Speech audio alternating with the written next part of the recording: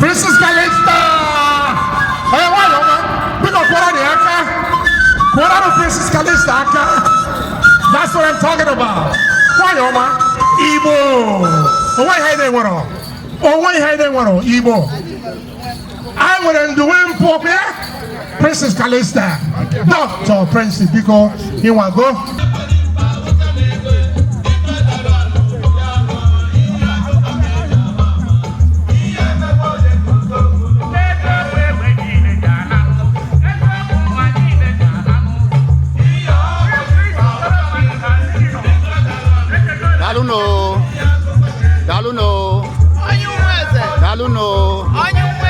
Yes, so. Yes, so. Daluno.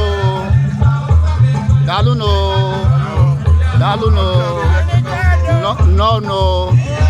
Ndoni chadu no. Onwa.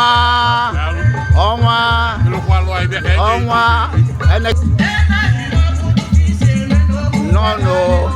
Unubundi ebe o. Ndimo. All right. No. Dalusa. Hey, eze. Kede. No. Kede. No. Dalusa. Armekeneo. Yeah. You did your inauguration last week. Oh yes. You guys are wonderful. Thank you. No. Zalunjo. Honorable. Nyanambra. Opo Nyanambra yo. No. William, my own wife. What's the question? Opo Adonicha. Opo Heritage. Yes, so. I reckon on their way. Yes, so that's why. Yes. The icon of culture. Yes. In Los Angeles. No. The queen herself. Yes, right. Audio already. No. Adekeneo. Atorumba. Anekenuno Ndiagwata. Kedune. No. Our chief is not ready yet, but he's going to be ready soon. Hey, the band. Na one of No, Daluno. No.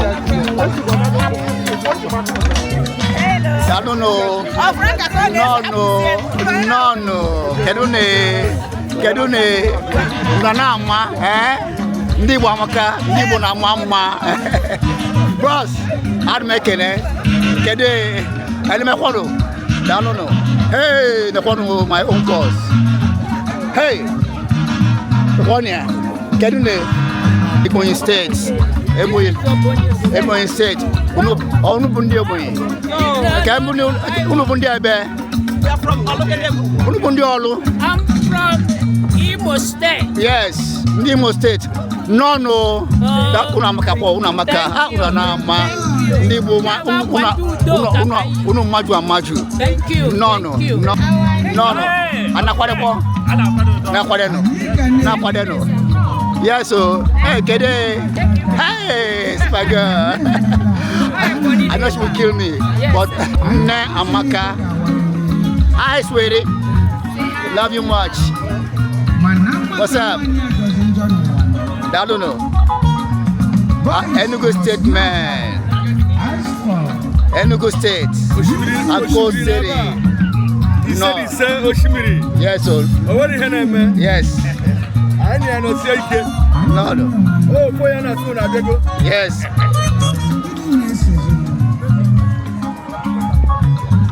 Ike. Enugu State never. Enugu State never. No. Kajin do tunu. Manabia. Okay. Ndimo dalu no. Ene keneo. Osimiri. Ene keneo. Ibia. Yes, sir. No. Oh, no, No. Well done. Let's get it. Oh, one room, Mobiko. I'm making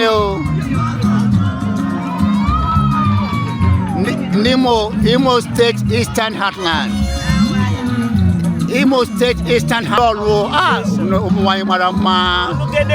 Yes, Afumunu. We are represented by our honorable also India. Anabia. Very one. Of course. Okay. Why Jurugabia? Okay. MSia. No. Daluso. Aha. Honorable Campbell. Oh, is he? Is he? Cousin Joe Tunu. Anabia. Okay. Okay. All right. No. Can I put it? Every time in a lot, I can do it. I'll be fair, man. What did he call last night? You can't just take away. You can't go on Tata Butata. All right. Yes. Okay, can I put it? That's Angola. Igbo United. Can I go before I can ever get you? I'm willing no. Igbo Amaka. Yes. Daluno. Kafu fine de Kevin Edeba. Igbo Amaka. Little decoration. That's right. That's it. Cold City. Dalu. Kedwe. Nice to see you. You too. All right. Kajin do tunu. Nekonia eno nuta. Yes. Oh, Ragini Messi. Of course, I have to support. You have to support. All the way from Okay. We're about to start. Thank you so much. Yes, like I was saying, my name is Frank Namdi Osemeka. We're doing this event live from Los Angeles, Igbo Day. So come with us, myself and my crew. We are going to take you through the event. All right? So, yes. Dalo? Oh. Okay. Dalo no, kekunume. Anyị nọ ọfụma. Ifunne mamaka Igbo Day na Southern California ihe woke ihe. Anyị na-ekene unu otu unu si organize ha. Chukwu na n'ihu na-eme. Dalo no. Ndị abụ ndị Enugu State. Ndị abụ ndị Enugu State. Gwa anyị okwu.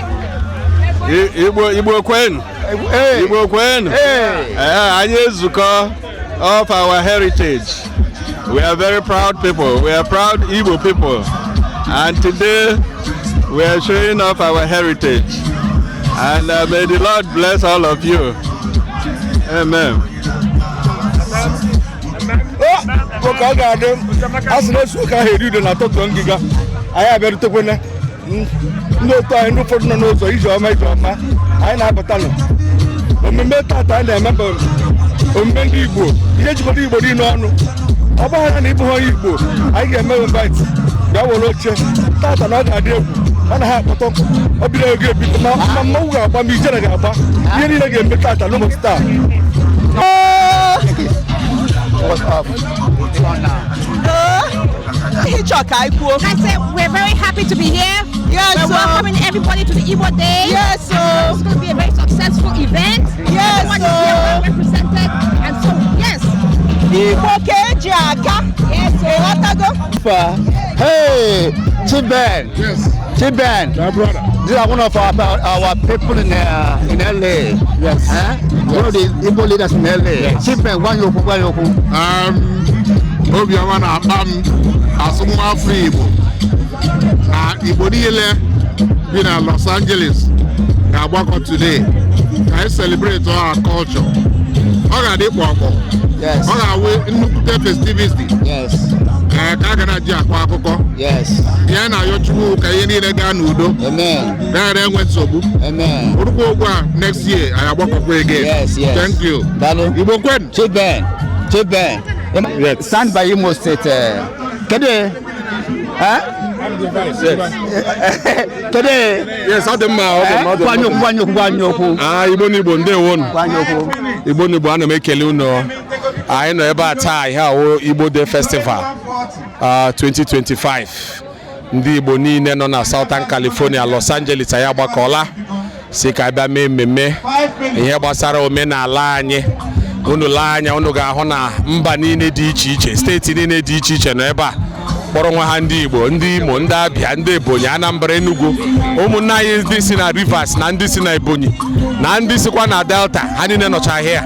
So n'ụbọchị taa anyị ekelela Chineke otu o si kpọbata ndị Owere, ndị Imo niile, ndị Igbo niile, kpọkọta anyị niile ọnụ, and anyị na-arịọ ọnwụ na Chineke ga-emere anyị amara emume nke taa ga ọfụma ga nke ọma site n'aha onye nwe anyị Jesu, amen.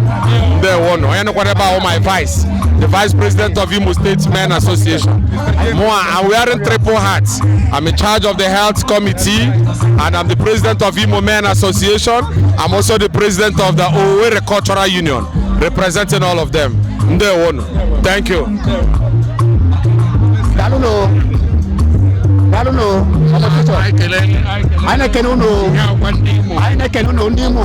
What the cameraman?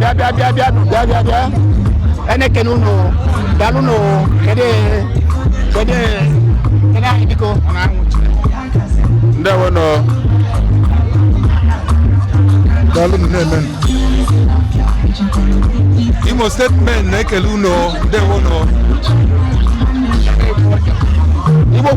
Ndi ma ekele ko. Ndi ma ekele. This is a very special honor. On behalf of the Imo and as the Vice President, I want to greet all the Imolites that came here and people from other states.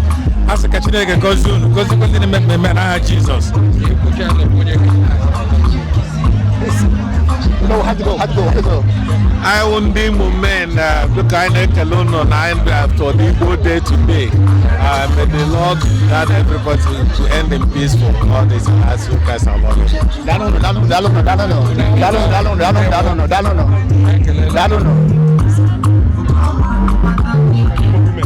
Nice. Karune ndiabundi ebe. Women organization. Yes. No. Una makazi. Ndị Igbo anyị ma mma ụwa ọzọ Igbo kam ka bụ. And maybe I should come to Imo State. I should.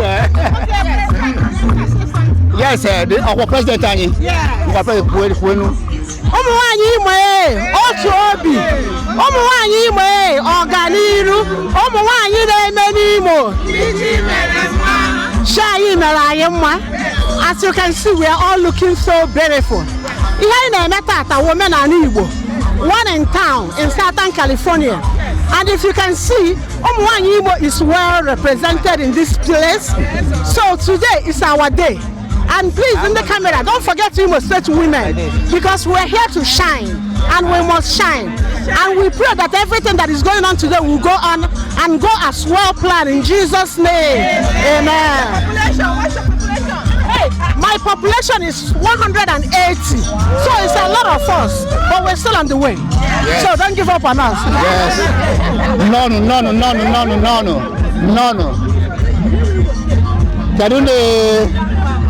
Ndị ọlụ gị alụ nọ unu ezugo ha na-abịa ili mgbe anyị chọrọ ịgwa unu okwu kịta gwa anyị okwu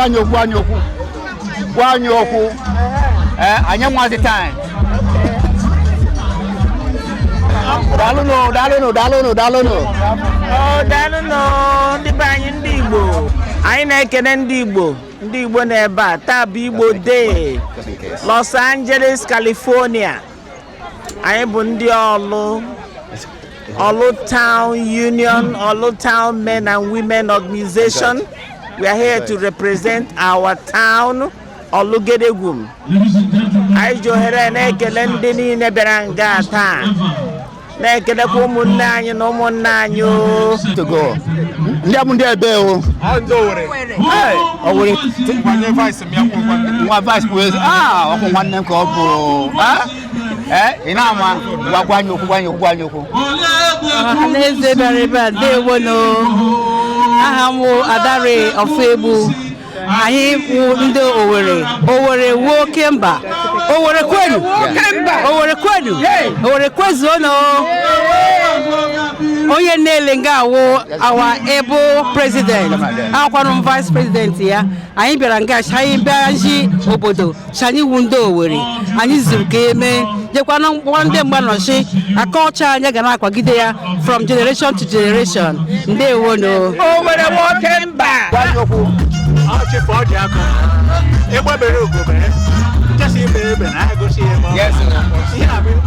a na-ebute ihe na California every year anyị na-eme ya na Houston, a na-eme ya na Canada, a na-eme ya na Britain, but God so kind this year ha bute na Los Angeles here butekwana na Cason, so I dey happy ile anyị ibe ha anyị ndị aṅa anyị hụrụ police onye ọbụla ṅụrụ pịam kwuo okwu mmiri ibela ụdị Nigeria. We are happy to have Igbo culture here in Los Angeles. Yes. Onye anonga my brother Edwin Ofegbu, onye akwanu nwunye ya Ijeoma Ofegbu, onye anonga Reverend Father Ochi Nigeria bịa, and probably Ogala in the next 2 weeks. So we greet everybody that show up here. We make Ofegbu and Akpomo Jeba Soki. All right.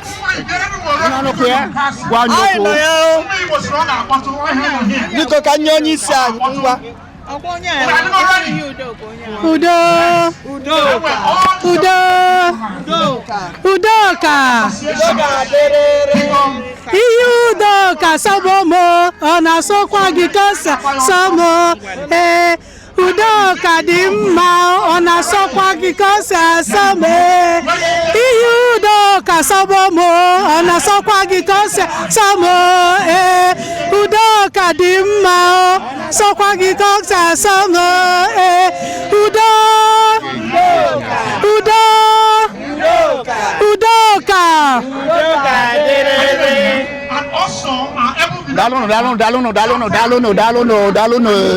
Igbo kwenu ekele m unu daalụ. Oh my God, after Bochizoba, Abumodi Imo State, Swagala local government. Indibo Credo, hey, crazy no. Umugbo Kwenu, Ahambo Emmanuel Okosi, I'm President of Igbo Unite Los Angeles. Umugbo Kwenu, Umugbo Kwenu, aha bụ Chisonwa Dike Awomo onye Imo State from Nkwere Olu LGA. All right. Aha bụ Esther Ogwezumba, I'm Vice President Umo Igbo Unite Los Angeles. Aha bụ Dona Utim. I am the PRO for Umo Igbo Unite.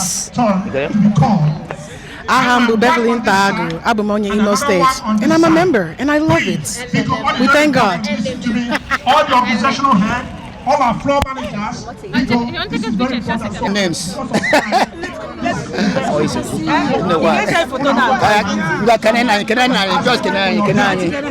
Just say something. All the organizing committee of this event. 042. All the organizing committee that are working hard, led by What I'm saying. You want any question? Like this? Oh, okay. 042.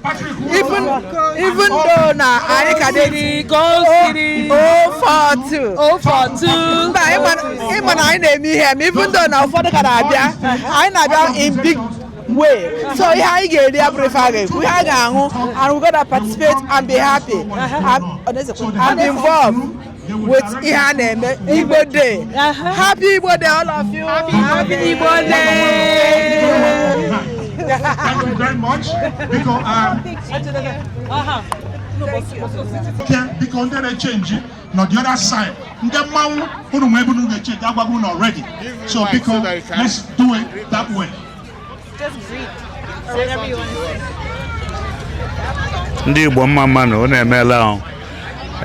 So here we have on Abaliala to all the Igbos to come together and to witness this event. It's a very good thing, and we pray God to continue to guide us so this will continue to happen for our children and for those behind us. So I'm using this opportunity and then came organizing here.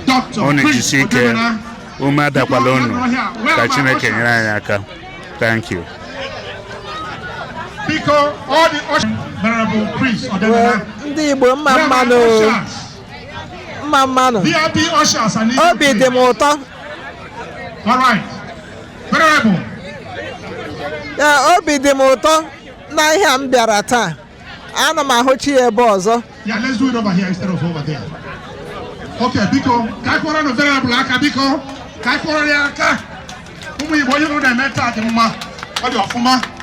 Igbos, we will continue to be Igbos. We continue to showcase who we are. Whatever we are, we always show up. Today is not an exception. This is the first festival west of Mississippi. Kind of way here, Igbo Festival. Check your Facebook, check your YouTube.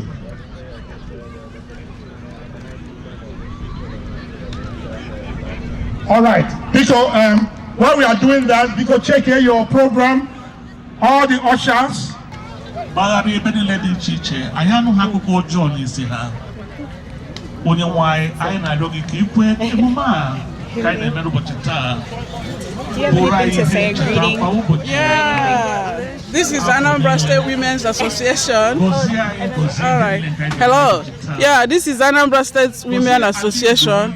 We are here to honor the invitation of the ICU, Igbo Community Association. We are very happy that today is Igbo Day. We are proud of who we are. We are very comfortable in our own skin, and we wish that this event will be a successful one. Igbo kweni, Igbo kweni, Anambra onedo. Anambra onedo.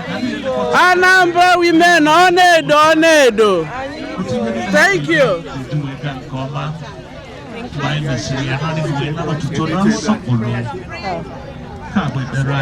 Jesus Christ. Amen. Thank you.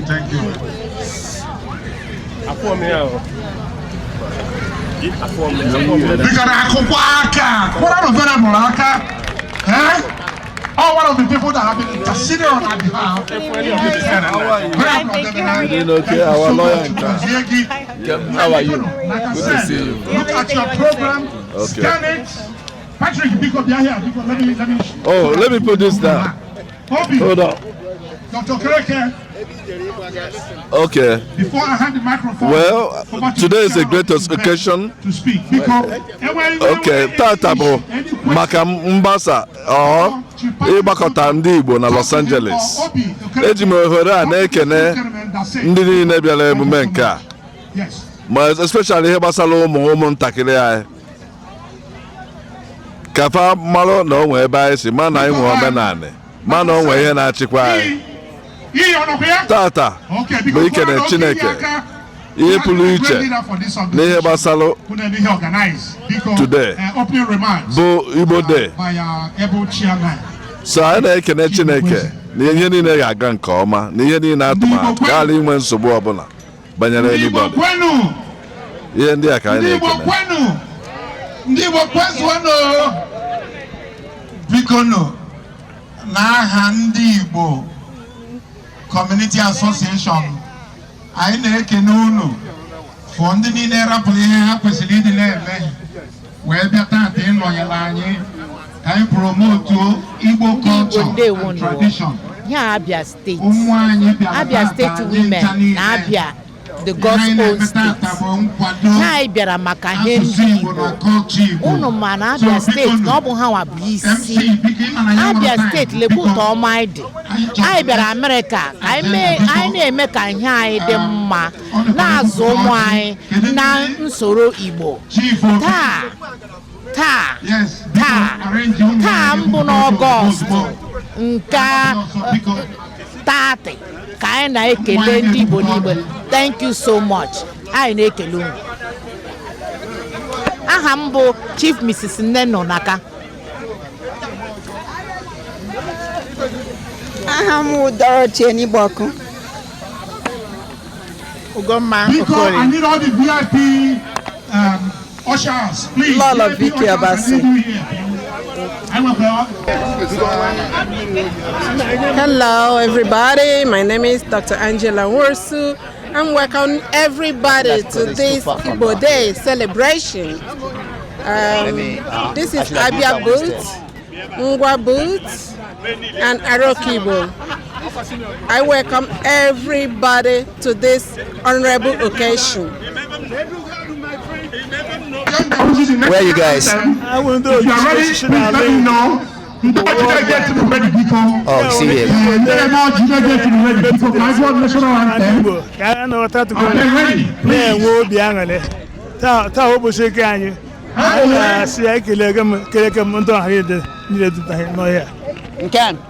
Awumje Demi and we Udokama of our mama. Chief Jude Njoko Omanwa the second of Umakale Nazi. Igbo Kuzrowa Nolo Ajimobia Mane Kele Igbo Cultural and Igbo Association.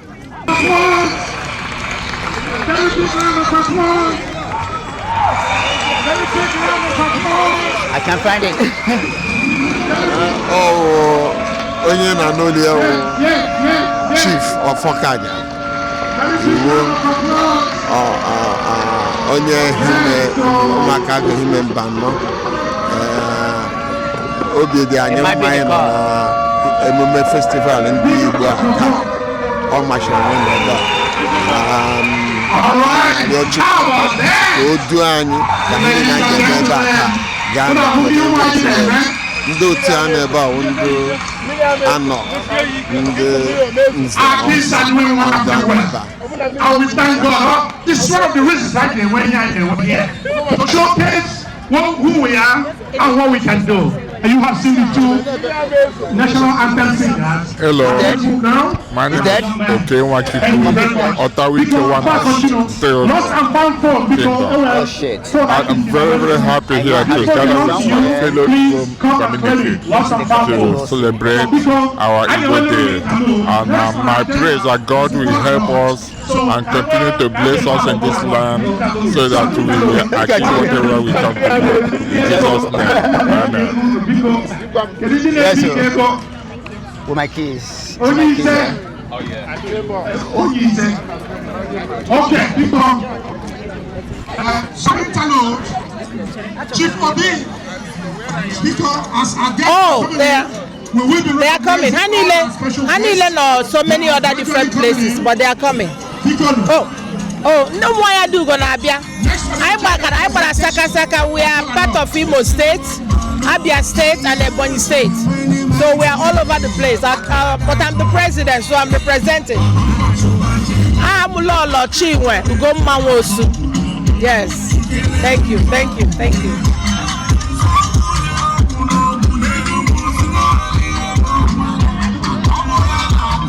we are still looking for lost iPhone. Umadibwe, Umadibwe, Umadibwe, Umadibwe,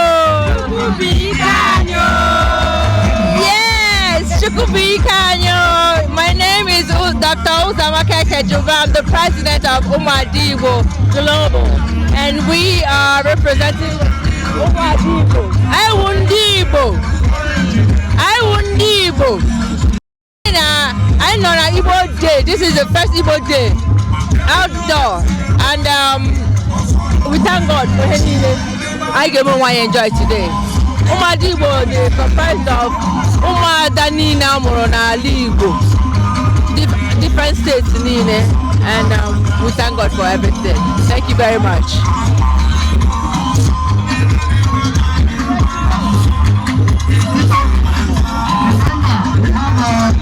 Center for Family Health.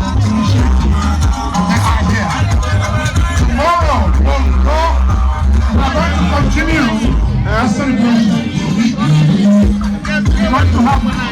aha m bụ Kingsley Sir Kingsley Ekejoba abụ onye ụmụduru n'isi ala mba anọ. Anyị nọ taa na-celebrate ihe ndị Igbo n'ala America, Cason, California. Anyị ekelele mmadụ niile wepụtara oge ha ịbịa taa na nzukọ ndị Igbo n'ala America. Chukwu ga-edu onye ọbụla site na Jesus Christ bụ onye nwe anyị. Amen.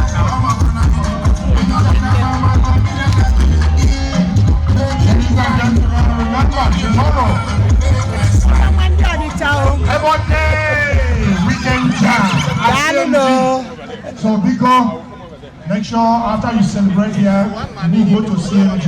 Oh, okay. I nekene ndị Igbo tata. Old school. Oh, yeah. Oh, I be happy guy na anyị na-ebe a tata. Anyị na-ekene ndị Igbo. And ebe a bụ ọnọdụ ndị Ọnịcha. Abụ m enyi Ọnịcha. Afọ m bụ dị Igbo Eze Uchenna Onwuli. Abụ m enyi Ọnịcha.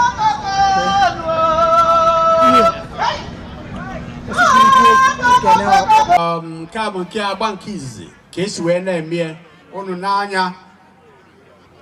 Ọzọ dị ka ibie na housekeeping, the state marching a ga-esi ụta welu bata. So ka nhafe igwe eji ekwu okwu emego ya state marching oge a ga-march a ga-esi ụta wee si ebe a wee bata. Anyị ga-emeche anyị eme announcement the order a ga-eji wee mee ihe. We are about to start in a few minutes, okay? Because bear with us. We are expecting the mayor of Cason, Honorable Lula Davis Holmes, Honorable Alex Vegas, Mayor of City of Houghton, Honorable Pat Kenny, Mayor Pro Tem, City of London, Igwe and Mrs. Mike Ogele, Eze Jude Anyanwu, Prince and Dr. Mrs. Gabe Wando, Dr. and Dr. Mrs. Badowa, Dr. George and Mrs. Zita Ifora. These are the IVPs we're expecting because give them the seat they deserve. Assemblyman Mike Gibson, Field Rep Moses Agipele, Mazia Mrs. Peter Obianwu, Dr. Mrs. Acho Emerowa, Afugonya Ezibo Mado, Nze Engineer, Chike Wedo, Board Member, Board Chairman Emeritus, Chief and Mrs. Chikenweke, the publisher, the official publisher of ICA, Honorable Dr. Jawan Hilton, Council Member, District 1, City of Cason, Honorable Jim Deere, Council Member, District 2, City of Cason, Honorable Cedric Hicks, Council Member, District 3, Mayor Pro Tem, City of Cason, Honorable Alain Rojas, Council Member, City of Cason. These are the VIPs we're expecting. They'll be arriving shortly, and we're about to start. Thank you so much. We expect Umuwana ICA. Pico, ICA women, please usher our VIPs to their right seats. Umuwana ICA. Pico, na many VIPs na yeme.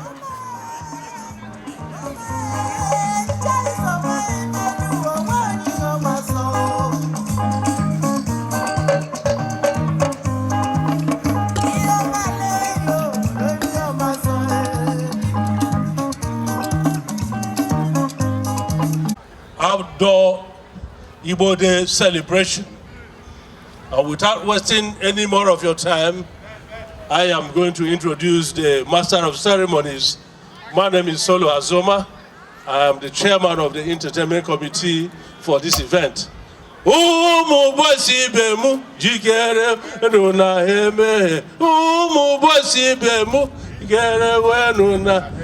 Olebekunu si Ali Igbo, Olebekunu si Ali Igbo, agamarapu Ali Igbo gawe bozo gabiri, agamarapu Ali Igbo gawe bozo gabiri, Umi Igbo gadendo.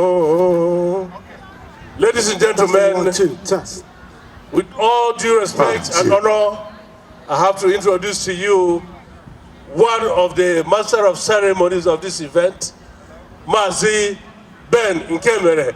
Put your hands together, ladies and gentlemen, for Ben Nkemere.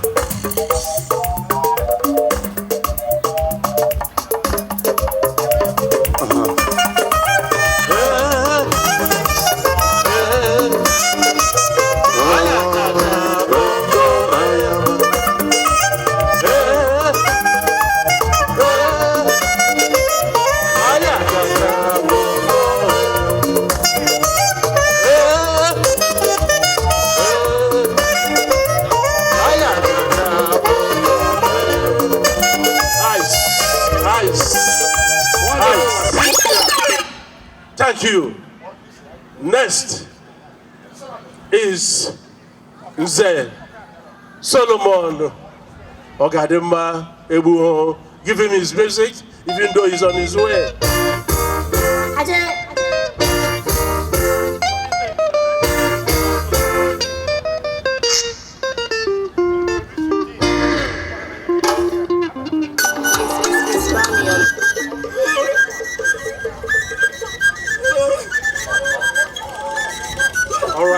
All right. Nice. Mastercraft on the beat. Go.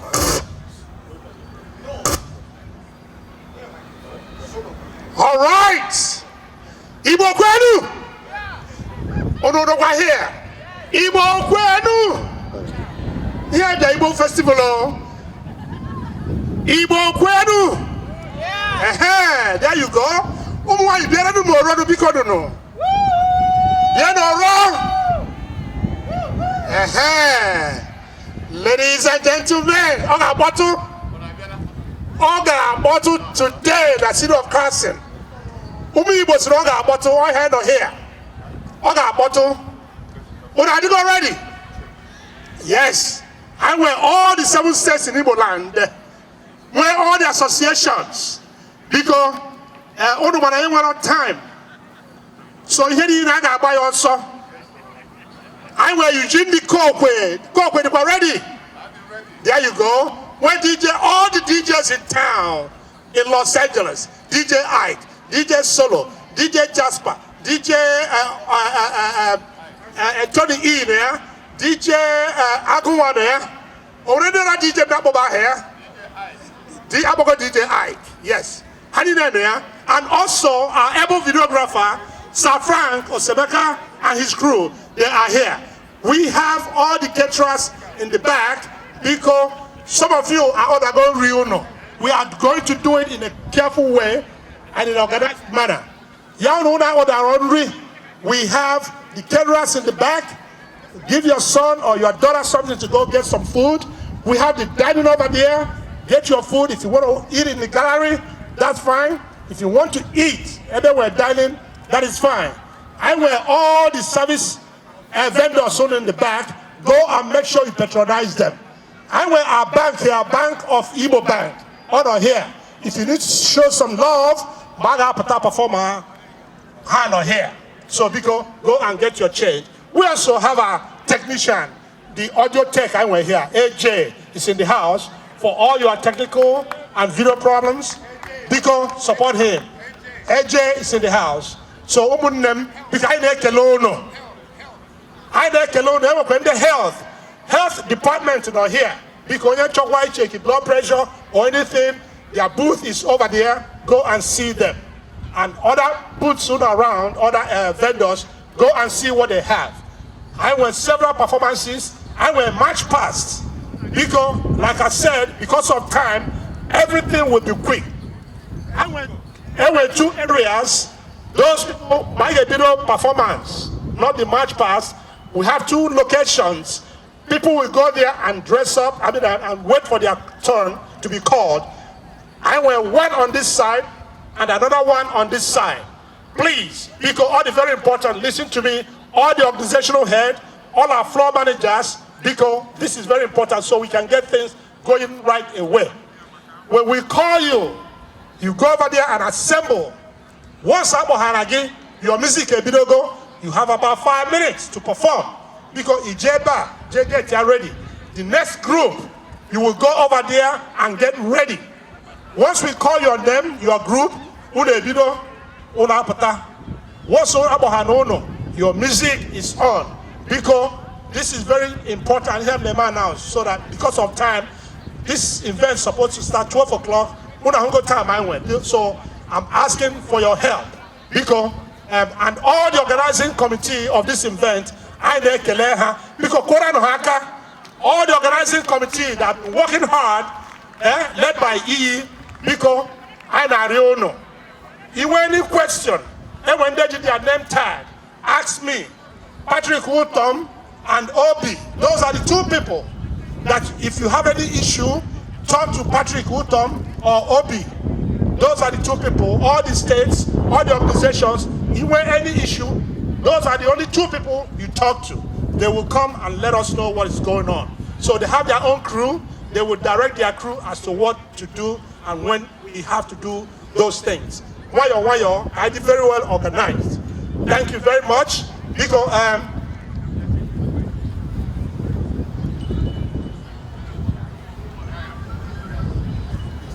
okay, also, those of you here change.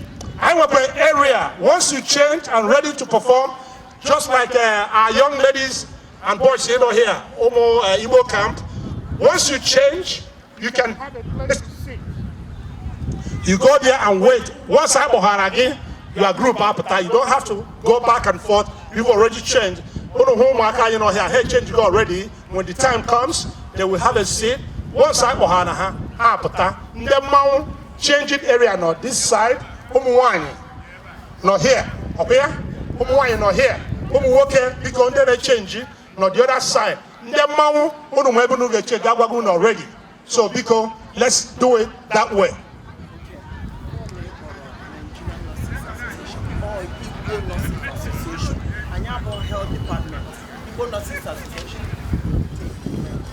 All right. Because like I said, Igbo Nurses Association, I've been told they are there. Igbo Nurses Association, if you need anything, go talk to them. Okay? So, I believe our Reverend is here. Without wasting much of our time, our Venerable is here. So we are going to start this event by calling upon Venerable Dr. Chris Odemena. Because you're not here. Where are my ushers? The only people that keep their money is the masquerade. Because all the ushers, I need you. All the ushers, I need you now. Because after Reverend Venerable Chris Odemena, where are my ushers? VIP ushers, I need you, please. All right. Venerable.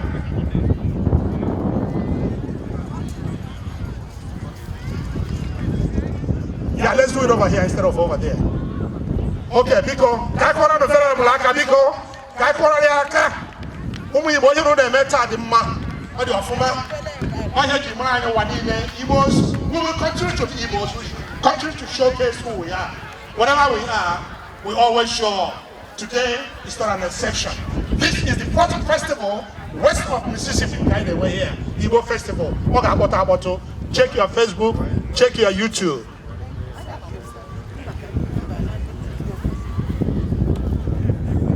All right, because while we are doing that, because check here your program, all the ushers, the women in charge of Kola North, they are good national anthem, Ugu, and the steering committee chairman, you will be next after prayer, because I join in Naga, whatever, Nam, over to you, because.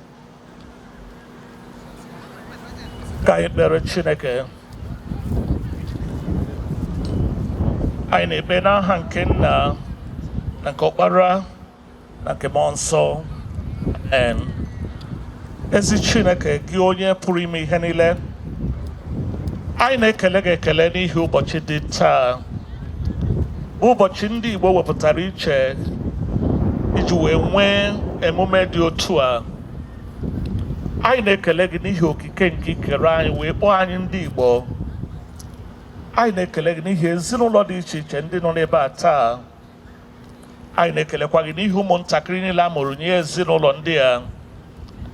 Anyị na-ekele gị n'ihi ọganihu nke ndị Igbo, ọ bụghị naanị na Los Angeles maọbụ California, mana akụkụ mba ndị ọzọ. Onye nwe anyị na-ekele gị n'ihi ndị haziri emume a. Ha tiri ọtụtụ oge gbagharị ebe niile dị iche iche, anyị anụghị akụkọ ọjọọ n'isi ha. Onye nwe anyị na-arịọ gị ka ikwe emume a ka anyị na-eme ụbọchị taa bụrụ anyị ihe ncheta kwa ụbọchị afọ niile. Gọzie anyị, gọzie ihe niile nke anyị ga-eme n'ụbọchị taa. Gọzie ala Igbo niile. Anyị na-arịọ gị karịsịa kwee ka udo gị na-achị n'ala Igbo. Ọtụtụ bụ ndị nọ n'ebe a na-enweghị ike ịlara ụlọ nke aka ha n'ihi nsogbu na mmekpa ahụ nọ n'ala Igbo. Kwee ka mgbe ahụ ghara ịdị anya, bụ udo gị ga-achị n'ala Igbo niile. Ikpeazụ, anyị na-aranye ndị niile bụ ndị a họpụtara dịka ndị isi na ndị na-elekọta emume a, nye ha amamihe na nghọta otu ihe niile ha ga-eme ga-eji wee gaa nke ọma. Mgbe anyị mesịrị ya, naanị gị wee nara otuto na nsọpụrụ. Ka bụ ekpere anyị n'ihi Jesus Christ bụ onye nwe anyị. Amen. Thank you, Reverend.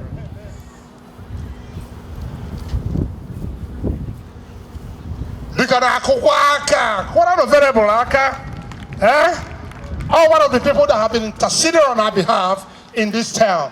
Variable Debena, thank you so much. Like I said, look at your program, scan it. Patrick, because you're here, because let me so that people will know who you are. Obi, Dr. Kereke,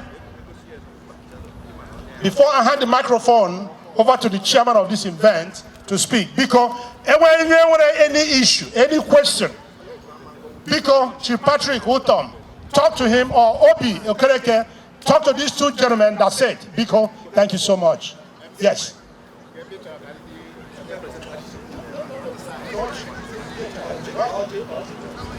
Biko, like I said, he on here? Okay, because Korano Okiyaka, he has been a great leader for this organization. When he organized, because opening remarks by our able chairman, Chief Chidi Ugweze. Over to you. Ndị Igbo kwenu, ndị Igbo kwenu, ndị Igbo kwenu, ndị Igbo kwezuonu. Biko no, n'aha ndị Igbo Community Association, anyị na-ekene unu for ndị niile rapụrụ ihe ha kwesịrị ịdị na-eme wee bịa taata ịnọnyere anyị ka anyị promote Igbo culture and tradition. Ụmụ anyị bịara taata anyị ncha niile. Ihe anyị na-eme taata bụ nkwado asụsụ Igbo na culture Igbo. So biko no, MC biko ịma na anyị nwere time, biko anyị chọrọ the next agenda, biko ọ dị ka ibupụta ọjị. Kedu ndị Chief Obi? Yes, biko arrange ụmụ nwaanyị ga-ebupụta ọjị ozugbo ka anyị gbapịa ọsọ. Biko ụmụ nwaanyị ga-ebupụta ọjị.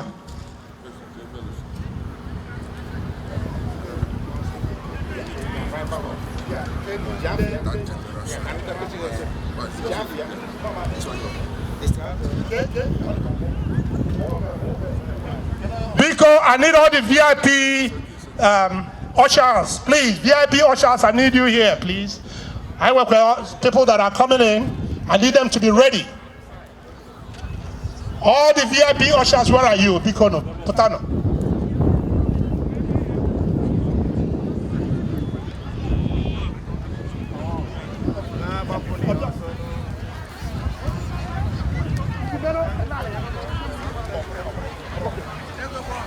All right, Biko, hand them sit.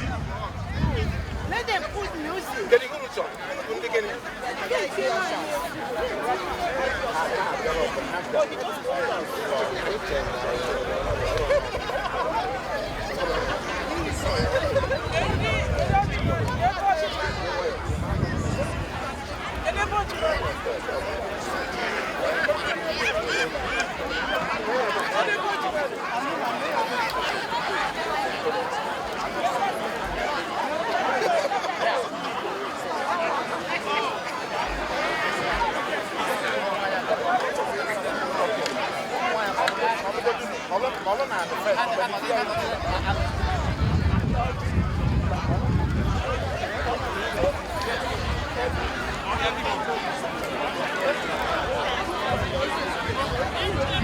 Okay, Biko. Kaima Kadiru. Next on our agenda, I will see the national anthem. If you are ready, please let me know. Don't you get to be ready, Biko. And then more you get to be ready. Biko, can I go on national anthem? Are they ready? Please. Let's go back. Angole. Anthony. Chindode.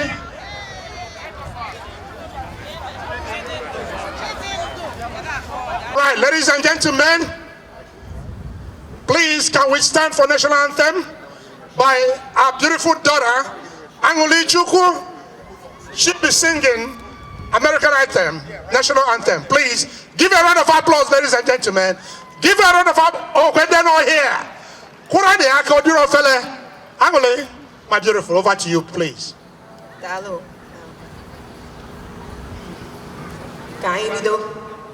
Oh, say, can you see by the dawn's early light what so proudly we hailed at the twilight's last gleaming, whose broad stripes and bright stars through the perilous fight o'er the ramparts we watched were so gallantly streaming, and the rockets red glare, the bombs bursting in air, gave proof through the night that our flag was still there. Oh, say does that star-spangled banner yet wave o'er the land of the free and the home of the brave?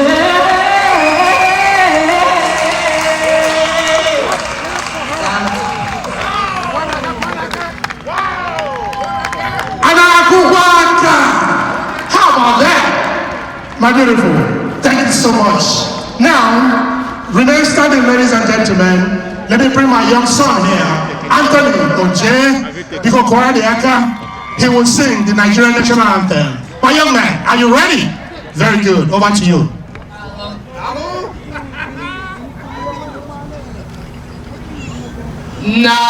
Nigeria, we hail thee, our own dear native land. Though tribe and tongue may differ, in brotherhood we stand.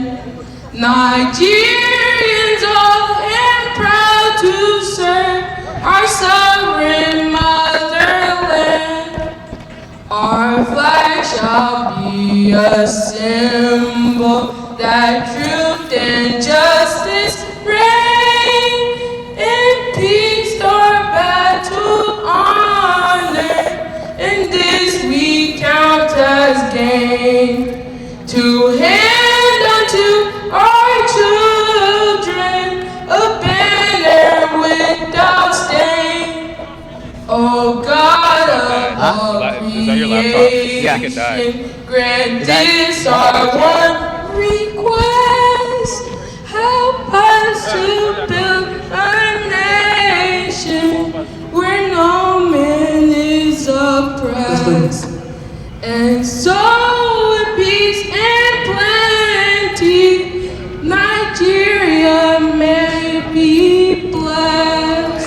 Yes, oh, yes, oh. Very big round of applause. A big round of applause.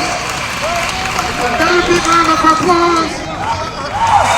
Very big round of applause. I can't find it.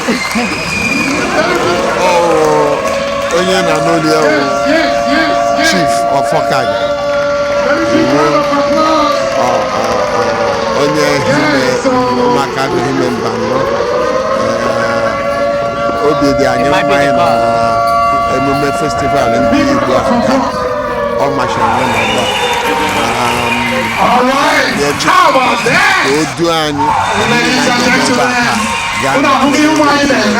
ndị otu anyị ebe a ndị anọ ndị artists are doing wonderfully well, and we thank God. This is one of the reasons I came here to showcase who we are and what we can do.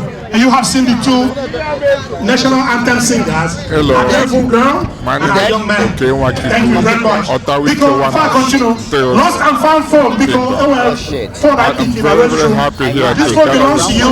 Please come and claim it. Lost and found phone. Celebrate So because our I can Igbo only Day. interlude. The next on My agenda praise that God is will God help alone. us So and can continue to bless us in this land so that we will achieve whatever we come to. With my keys. Okay, because some interlude, Chief Obi, because as our guests are coming in, we will be recognizing all our special guests. So many other different places, but they are coming. No more I do gonna be. We are part of Imo State, Abia State, and Ebonyi State. So we are all over the place. But I'm the president, so I'm representing.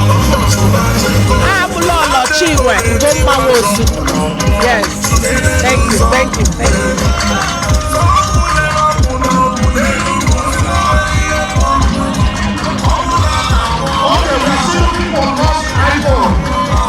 Umadigwe, Umadigwe, Umadigwe, Umadigwe. Yes, Chukwubikanyo. My name is Dr. Uzamaka Kejuga. I'm the president of Umadigwe Global, and we are representing Umadigwe. Iwundigbo. Igbo.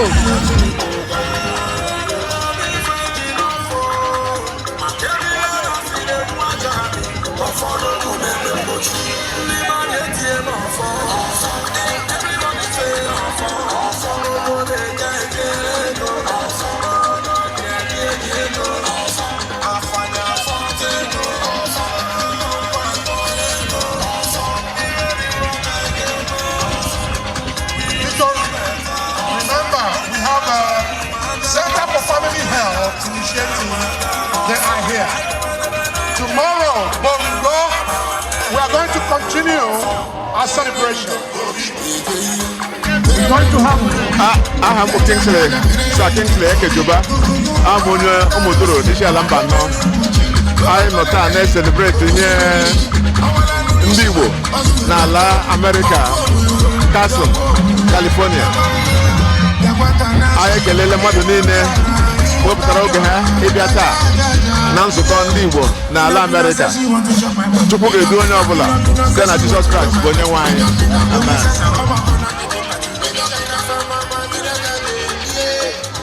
Ladies and gentlemen, remember tomorrow,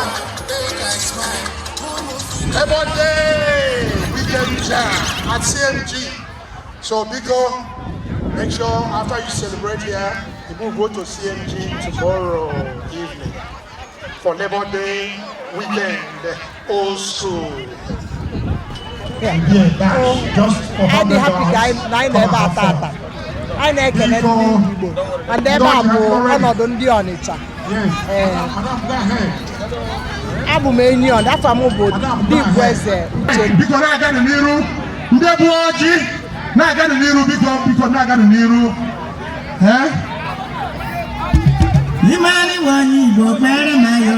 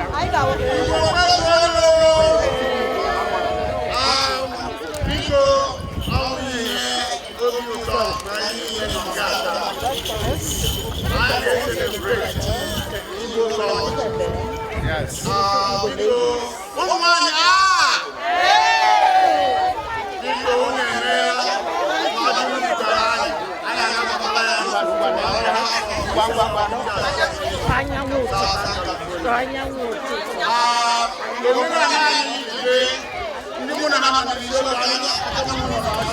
Yes.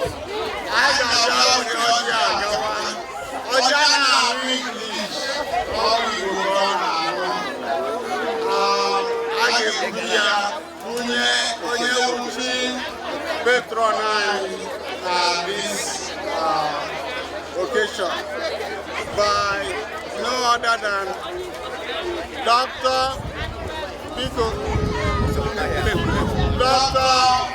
Elaro, who are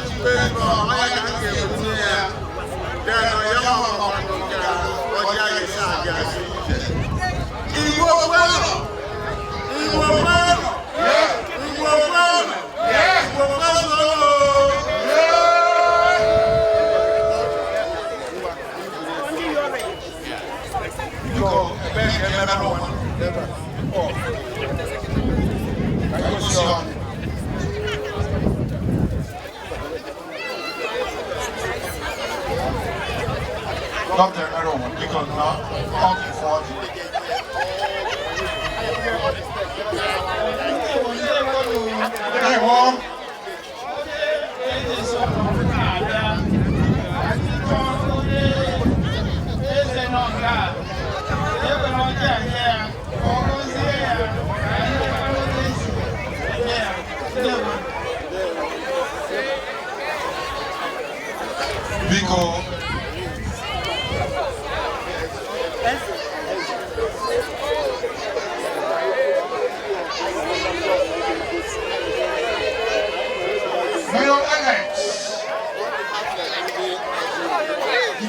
City of Cason is here. We recognize you. Proceedings and also proceedings and also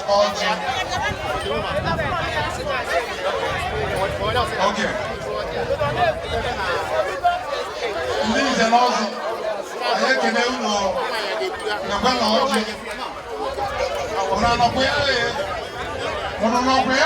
Okay. Any one.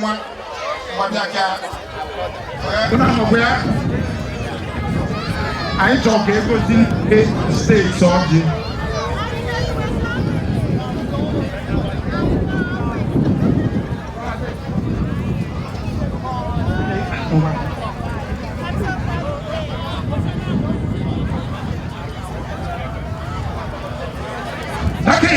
yes, it's just because that you go see states of looking good.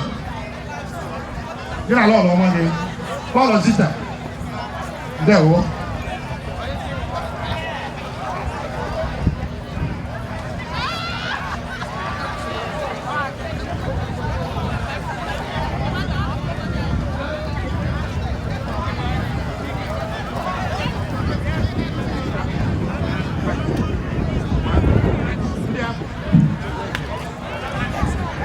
Todo el mundo, que venga Abia. Abia.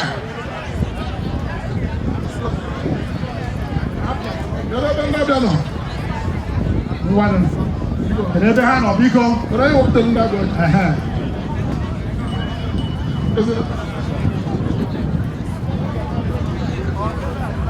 Anamba.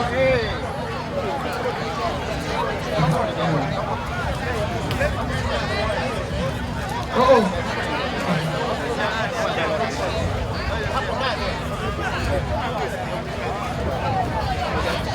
Because why the color note is going, because Mariopa, the president of ICA, to start getting ready for his opening remarks. Because the president of ICA, Chief Prince, just wonder, because start getting ready. Like I said, I got by here also.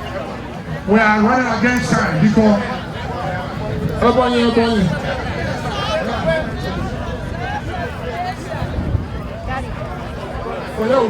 Enugu. Oh yeah.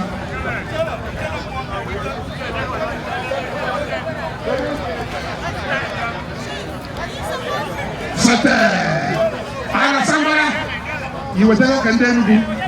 Wagaru. No, we are them. Why you must say men because chairman and you not here. Yeah, Oji. Anyone Imo says. And like Delta people and welcome, yeah. And we're River State. And we're Delta not here because Canada Hano. Okay. Biko.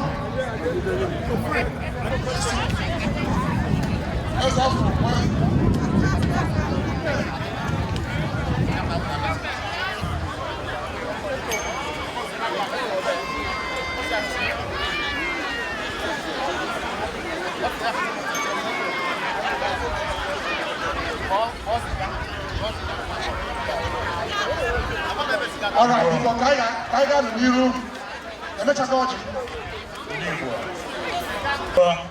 Ọjị erutego anyị n'aka before baby dey wọjị aga m ekele ụmụaka ndị Igbo anyị ndị si ka sipụta taa biko na-agbalịala ebe unu sọrọ ka unu gbalaga na ndụ ogologo ọjị erutego anyị n'aka biko m na-ebiri aga m asị ndị Igbo Mama o Nigeria Mama o America hi because ọjị erutego anyị aka ndị niile chiri aka wee bịa anya ma ndị bịakwutere anyị ka anyị hụ na ya niile agara nke ọma unu lawakwa unu lara oludo nke akpọkwala unu ndị inyom anyị ụmụ nwaanyị unu amaka biko obi dị anyị ụtọ otu nsi wee na-emeghe ha na-aga n'ihu biko ebe onye gbara ya zọtakwa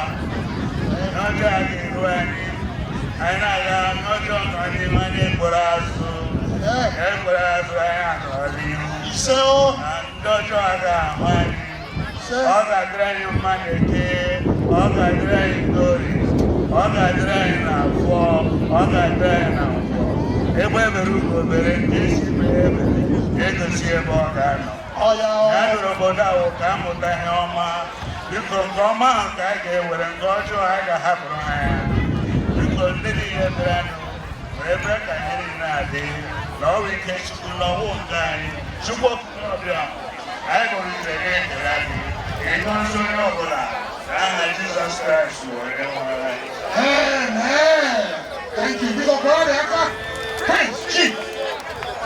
Michael, thank you.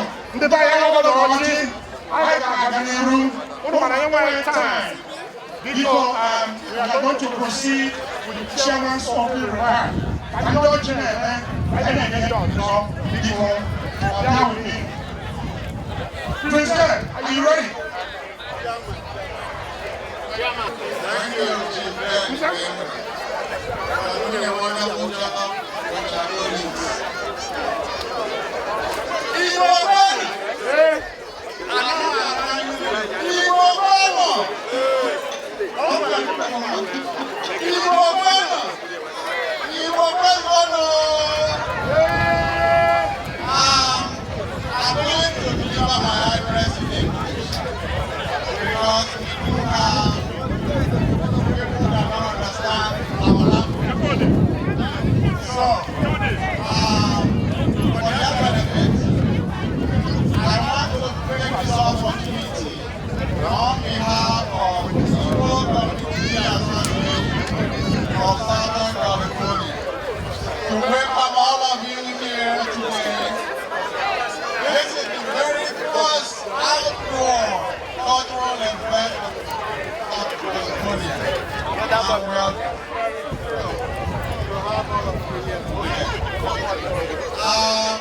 I'm not going to take a lot of time because I made my speech a little short. Basically, the most important thing I want to remind all of us is that we are here to celebrate culture. If you know anything about culture, you will know that it is so important to preserve your culture. The Igbos are from southeastern Nigeria, and if you go all over the internet, you will see a lot of events like this. So we are very happy to be here. I just want to remind the rest of my brothers and sisters who were born Igbo, married Igbo, adopted by Igbo. We need you in making this event annual event. Please try to join Igbo Community Association. Now, I wrote a speech. It's on the brochure. If you don't know how to get to the brochure, please scan the QR code. You are going to get it. That will include all the stuff that you probably want to know about. Rather, the only thing I want to focus on now is this. As we celebrate, please remember those who do not have the opportunity to be. We have our brothers and sisters in Nigeria who need your help. Please be your brother's keeper. Continue to help that country to grow so that one day they are all going to come out of the poverty level that is existing at this moment. So, on behalf of all protocols observed, basically, I should have started by honoring my VIPs here, starting from the Igwe, who has just blessed the all that training you have to prove that at a high level. I want to extend my gratitude to Dr. and Mrs. Emrowa for being. Hold on 1 second.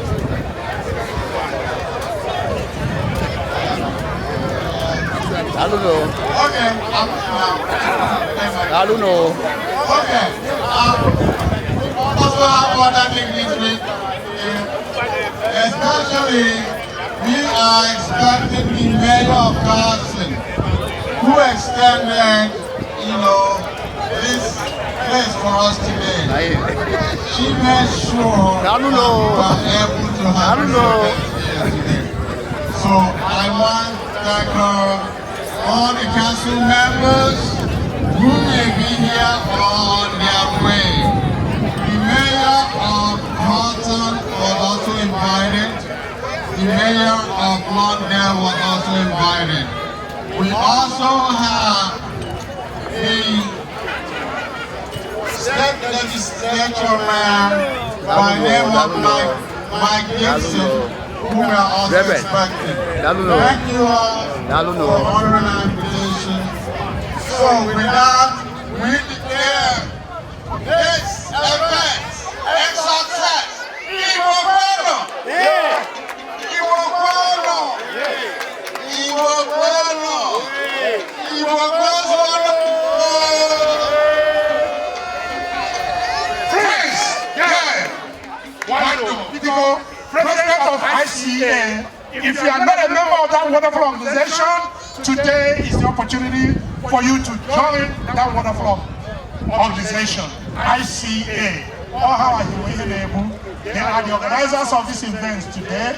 With your support and your help, we are here today. I thank our brother, King George Ifora, who started this 2 years ago. Thank you. Because the mayor is not here yet, but I am a mayor from City of Hawthorne who would like to say a few things because he's just about to leave. So I will allow him to do his presentation. As soon as the mayor comes, then we will do that. Because, ladies and gentlemen, let's give him a round of applause. Mayor Alex. Mayor of Hawthorne. Okay, thank you, sir. Yes.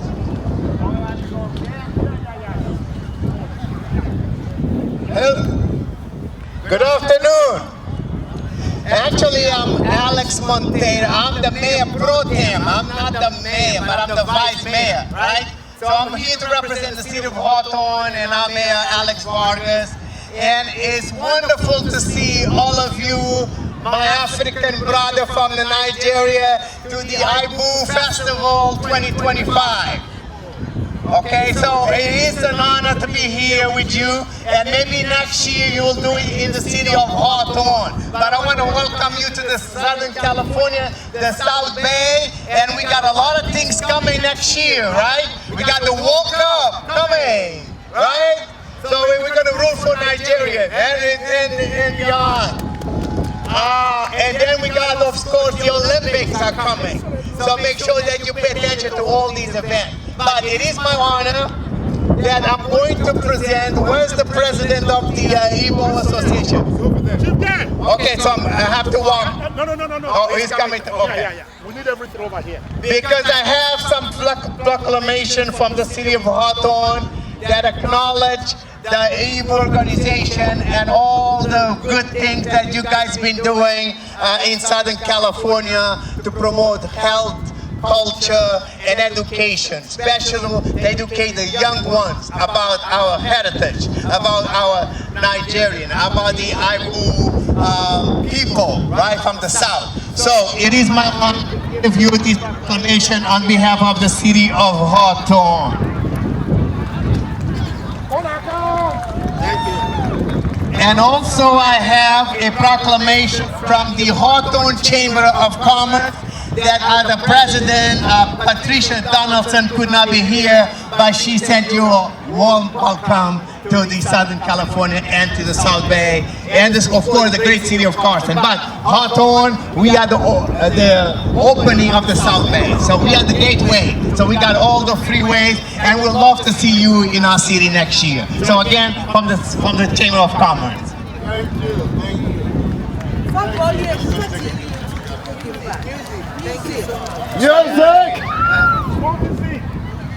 Music.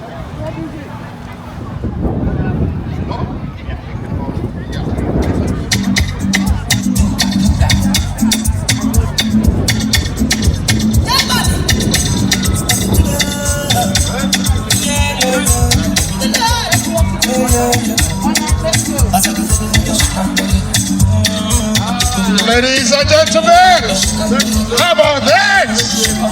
Mayor Pro Tem Alex Montero. All right. Chief Patrick. Semuha. Get up here.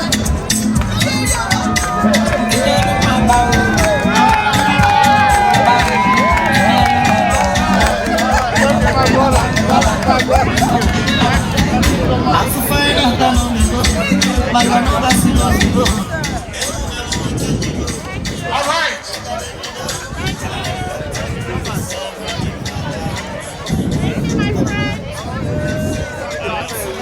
All right, Nico.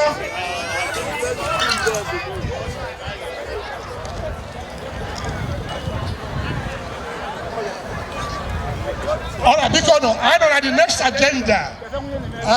Let's get JD Nnamdi.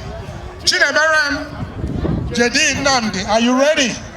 This is an 8-year-old boy who's going to mesmerize us. Chinemerem JD, can I be now? Or his parents, where are you? Raise your hand because I okay. Hey! Yeah, my sister. I got you.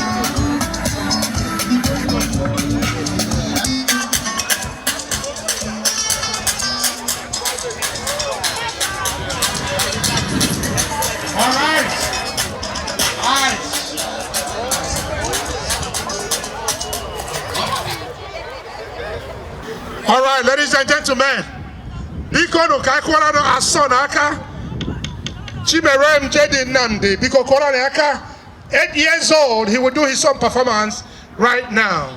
Hennam, is it ready? Are you sure Mama for the American? I got by me on the Nigeria. Solundi be me. I should Mama for that America. Respect and not gonna name way. Obuna no wa. Obuna no wa. Mpande bi na je thank you ma bia kworo na awu. Obi wogu. Oba na ya no America bo wa ji ma mbolo na kwa. Ni na je mbura kwa mi so mo ihe mmeri wu. Obuna bolo okuko ya. Ha ni buru okuko anyị ji show go nwere ihe o me na anyị. Dey me ni nye me okuko. Eko okuko kwa. Anyị menye ga eko okuko I nwere eze. Ebe na enwe mese di me ni kwolo ma. Ya.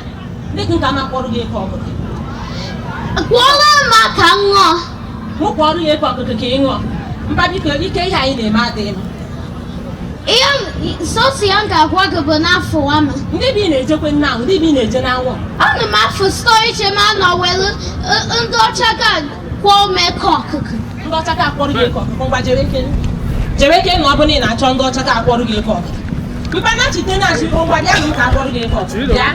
Kwọwa na chitepe ma aṅụwa ma.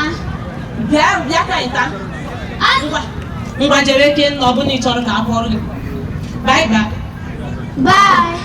Ngwa jewe.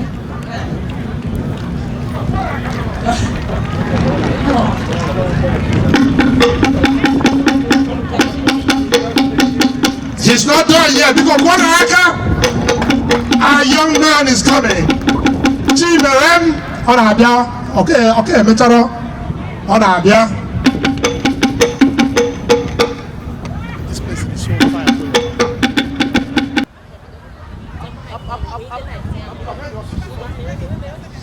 I don't get it. I don't understand my dad. I don't understand this Nigerian tradition. I don't understand it. I need an explanation for this. My dad's saying that I'm his dad. How am I his dad? I don't get it. Mommy, be right time. I'll be marking for what stop. If what stop. Ever na shoes no. Ababa daddy ma show ampanya. Yeah. Daddy show ampanya. No ampanya. Mano wama rota chai oneku. Aje ude matuku ye kliwe TV. O meche show I kuliche puma TV. Afudam JJ patam daddy ma shapa ampanya. Ndio mene daddy na shampanya. Or your problem? The problem is, I want them on it, call them on Panya. You draw the gallon. So I jab him, I shama, that he didn't, or you be in the cake on Panya. Oh, she no, Macanaba, my wife, you only call them on Panya. I'm a mean, I'm taking him John and Panya because I'm a movie yakwan, what I be down now. I know my feber. Until a koala, yeah, daddy, Maji, call him a pine. And just young, what I did, the women, jam, cop, look at what I did not call you or the good. No, yeah, for Deba, yeah, koala, man. Only book I get in America, check koala, daddy, he only call him a pine. One gem, one debo, yon debo buying in a hacker or a car, you can buy a cooling, buy or whatever is it. And I'm when they do what I had, where she can be with it.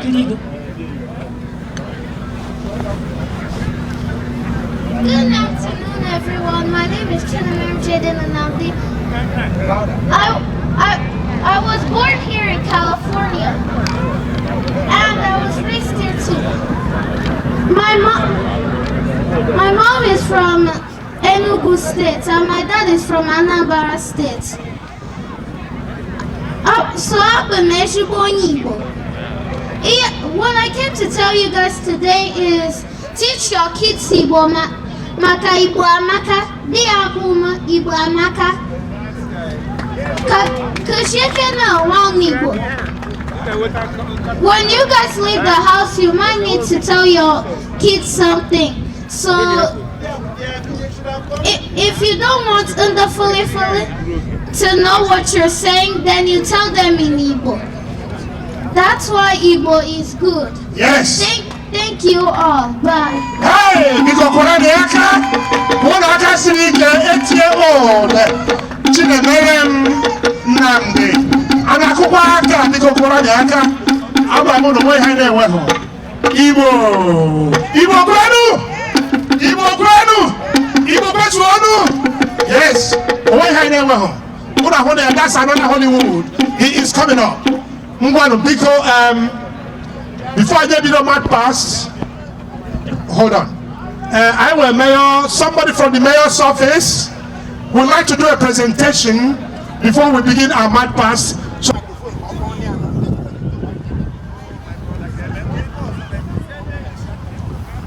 all right, ladies and gentlemen, because before I wear mat pass, we have a representative from Assemblyman Mike Gibson's office, Honorable Jane Agalipsi.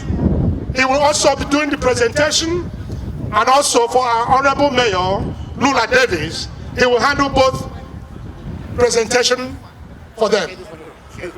Honorable Jane, because let's give him a round of applause. Let's clap for him, please. Thank you so much. Good afternoon, everyone. How you guys doing? We're okay. One more time. I know you guys are looking at me strange right now. My friends, how are you guys doing? Make some noise. One more time. You're getting closer. One more time. Make some noise. How are you guys doing? You guys better make some noise. It's your celebration. My name is Junag Lepay. I'm from the office of State Assembly Member Mike Gibson. Assemblymember Gibson definitely senses regrets, but however, he definitely brings blessings to all of you guys and welcome to his district here in the city of Carson. And also I'll be presenting something also from the mayor of City of Cason, Lula Davis Holmes, who was unable to make it also due to some scheduling. But of course, they both send their greetings and also welcome to Carson. Come on, guys. Come on, make some noise. All right. So with that, I'm going to present something from the State Assembly Member Mike Gibson.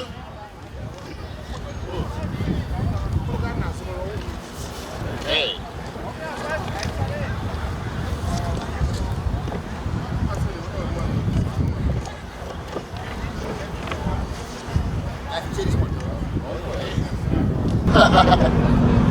All right, this is going to be presented to the president, and of course, leading the wonderful organization here at the Igbo Day Festival. And I know this is the first time it's here at the west part of the nation, in the U.S., and here in California, the Golden State.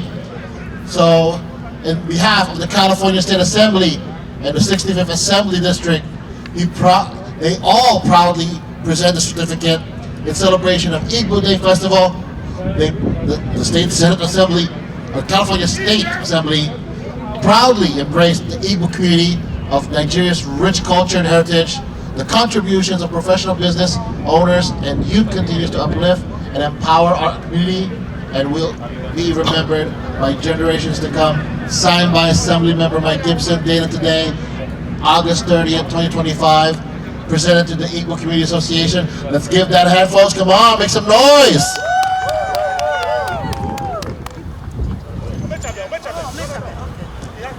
Okay, so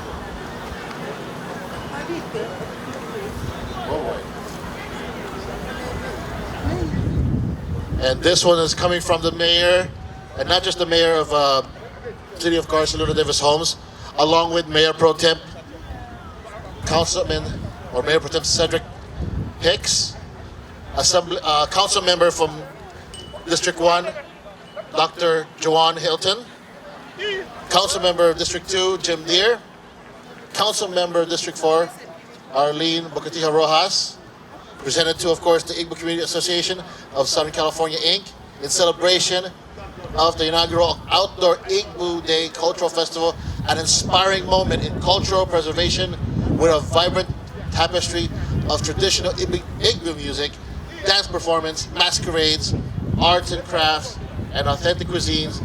In welcoming the outdoor gathering, your vision brought Igbo culture to life in communal splendor, fostering connections, cultural pride, and awareness among both the Igbo diaspora and wider communities. This is presented to, of course, the Igbo Community Association of Southern California by the City of Carson, well known as the Jewel of South Bay. Let's give it up, folks. Come on, make some noise.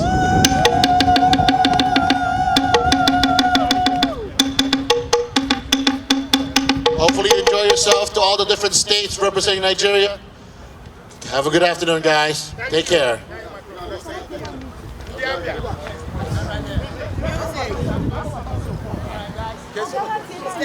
Ladies and gentlemen, because they have some interlude was here. Because let's give them a round of applause again. All right.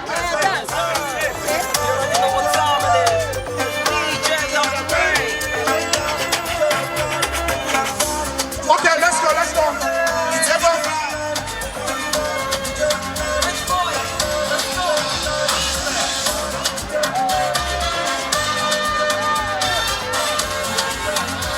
Please, 5-year-old, we're looking for daughters.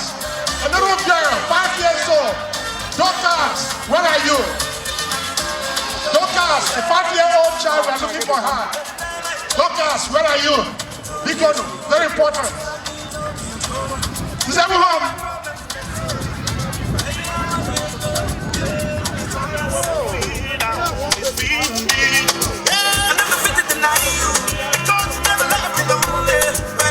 All right. Thank you. Thank you. Mr. Ebuho, Mbano, the Reverend Dr. Solo Ebuho, because I know that much pass here. Take it from here, because.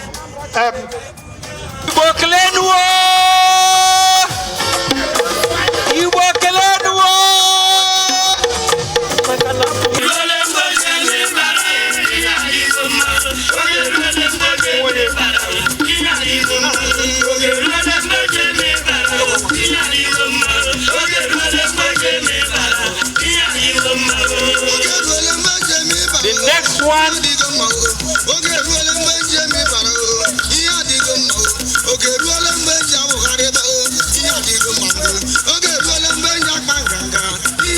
Na Corona Haka Ounugumba, God's own state, Abia state, God's own state. Nagan, Abia state. There were Abia state, God's own country.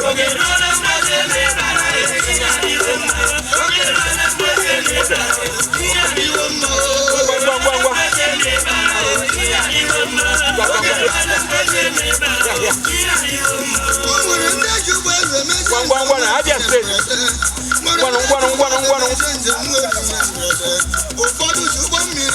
Abia state.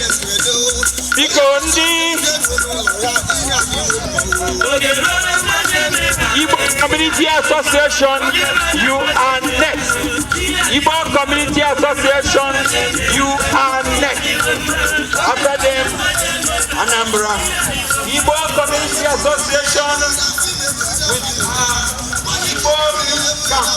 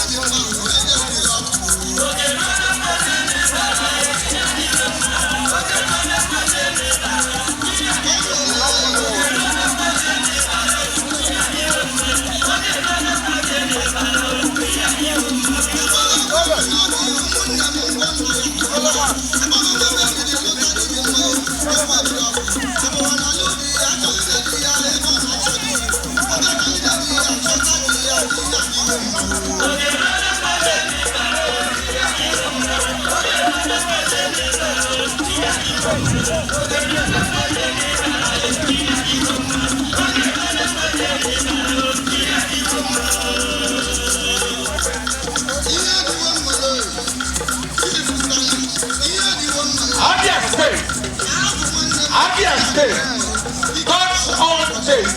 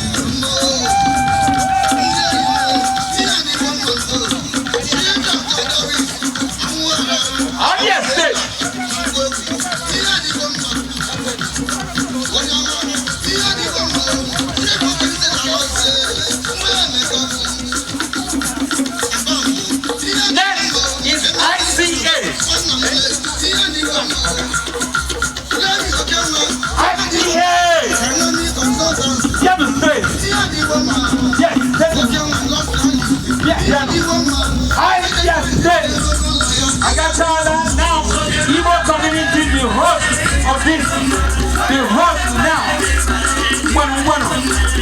ICA, you are next.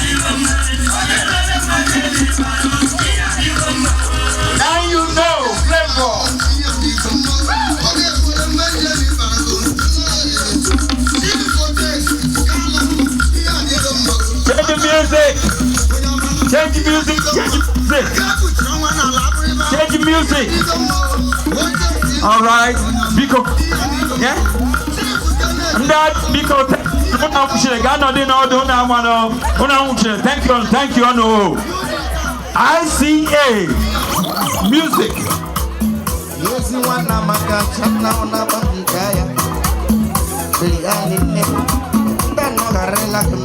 ICA with the children. ICA Igbo Community Association, the umbrella association.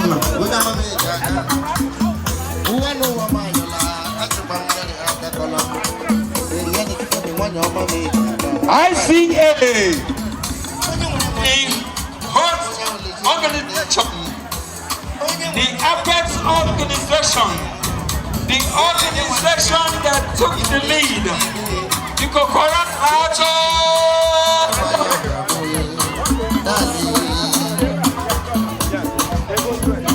Corona Hako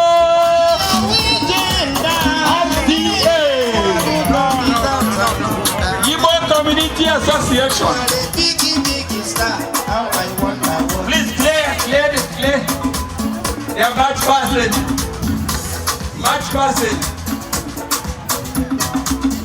ICA. This is the grand master. They're supposed to walk through here. And I give a face. What do you want?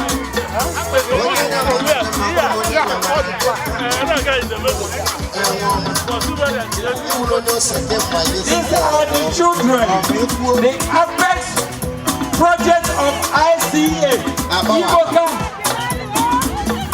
Igbo come youth, make some noise.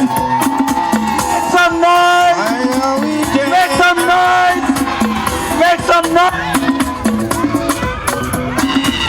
One good turn deserves another. Make some noise.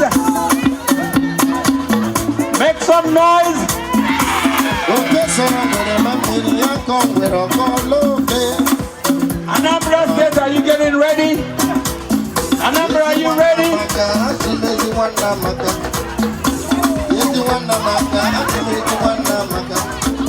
ICA youth. Make some noise.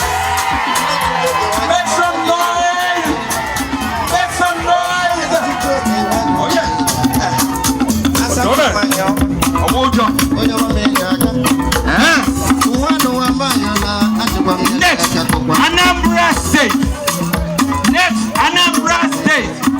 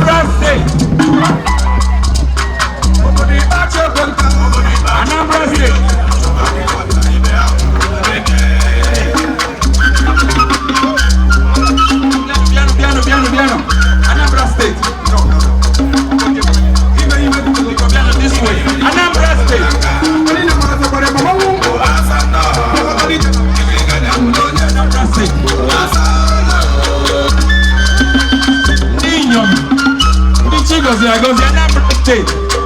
Our grand president of Igbo Community Association, Anambra State.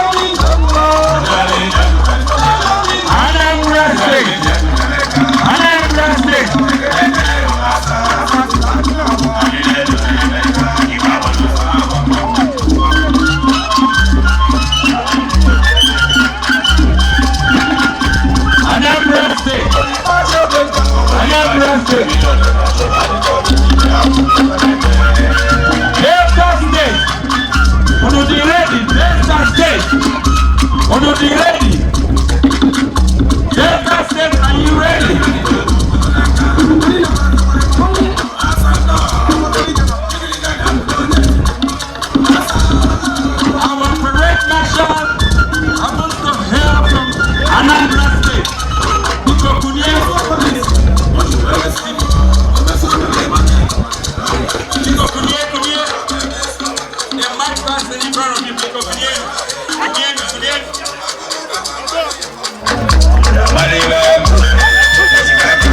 Anambra State, men and women. Anambra State, men and women. Anambra State, men and women.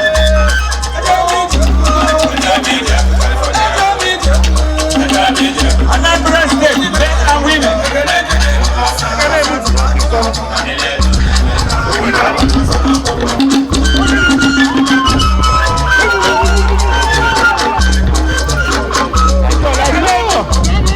Keep going.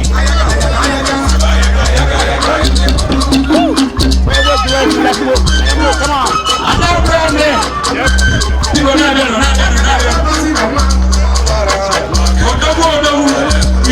on.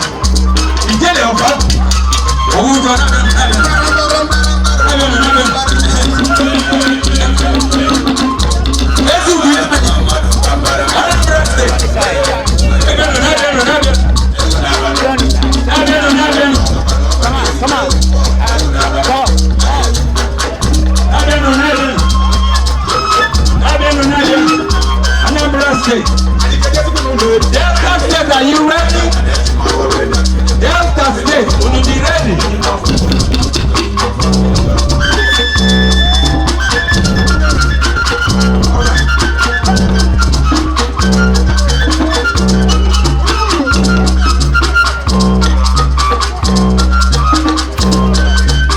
Delta State. Delta State. All right. Delta State is running late. We have Ebonyi State next. Ebonyi State next. All right. Ebonyi State.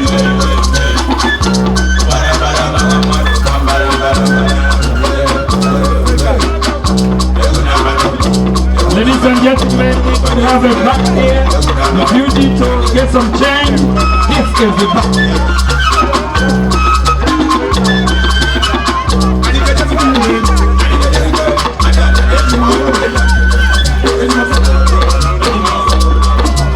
Anambra State. Thank you. Thank you. Thank you.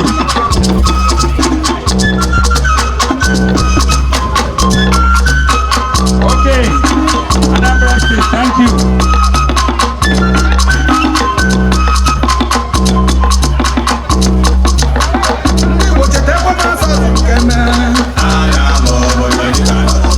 Next, Ebonyi State. Next, Ebonyi State. Ebonyi State. Thank you. Ebonyi State. Music. Ebonyi State. Ebonyi State. Olona. Olona. Ebonyi State. Ebonyi State.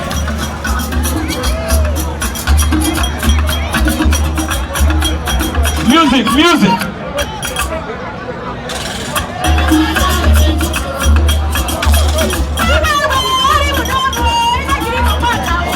Let's move.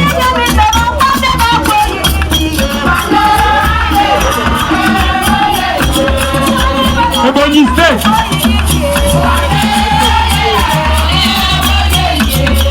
Ebonyi State. Ebonyi State. Ebonyi State. Ebonyi State. Ebonyi State.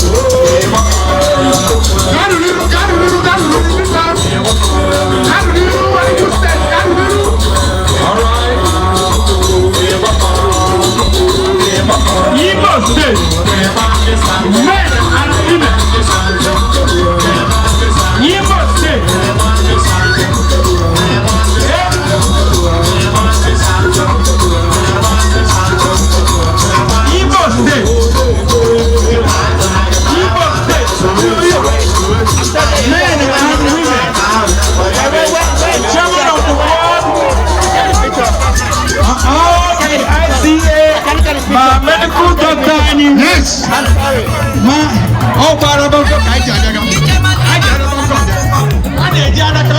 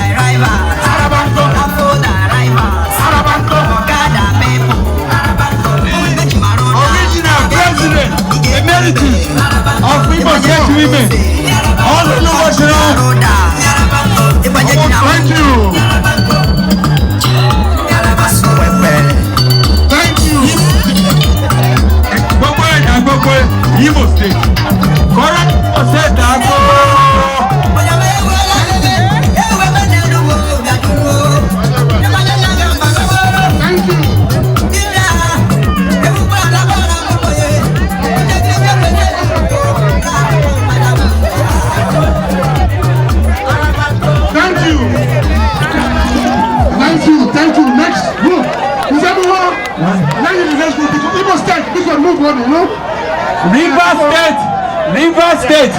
Igbo State cannot sit down. Igbo State, sit down. Igbo State, sit down. Sit down, all of you, sit down. All right. Igbo State, sit down. Igbo State, sit down. Again, the original president of Igbo State men, exactly. Ekejuba. Clear. All right. One way for clear. Now you're going to state because if they're not ready, listen, if Rivers are not ready, let's call Delta because River State.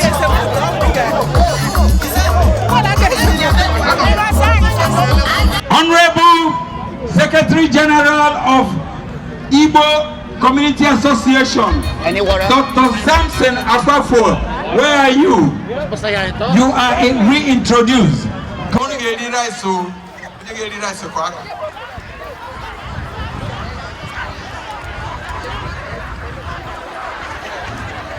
Igbo kwenu.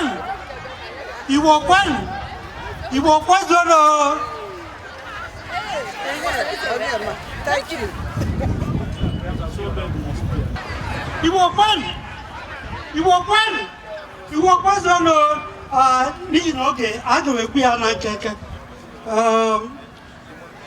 Greetings to everyone. Today, as we gather for this beautiful Igbo cultural celebration today, let us pause and reflect on who we are, where we come from, and why this celebration matters. Not just for enjoyment, but for remembrance, pride, and legacy. We are Igbo, one of Africa's most vibrant and enduring groups. From the lush hills of Enugu to the rivers of Anambra, from the innovative and ingenious markets of Aba to the traditional shrines of Aruchukwu, our roots run deep in West Africa, and our culture stands tall. Our origins, a legacy of wisdom and innovation. There are many accounts of the origin of Igbo race. One thing is peculiar to all and supported by archaeological findings. Evidence of human habitation and sophisticated cultures dating back thousands of years, even before the first millennium BCE. The Nuri Kingdom is the present-day Anambra State, southeastern Nigeria, is considered the cradle of Igbo civilization. Eri is traditionally considered the ancestral father and founder of the Igbo people, according to the Igbo oral traditions and mythology. He was a legendary figure believed to have established the Nuri Kingdom and introduced significant cultural and societal advancements. Our story began long before Nigeria came to be.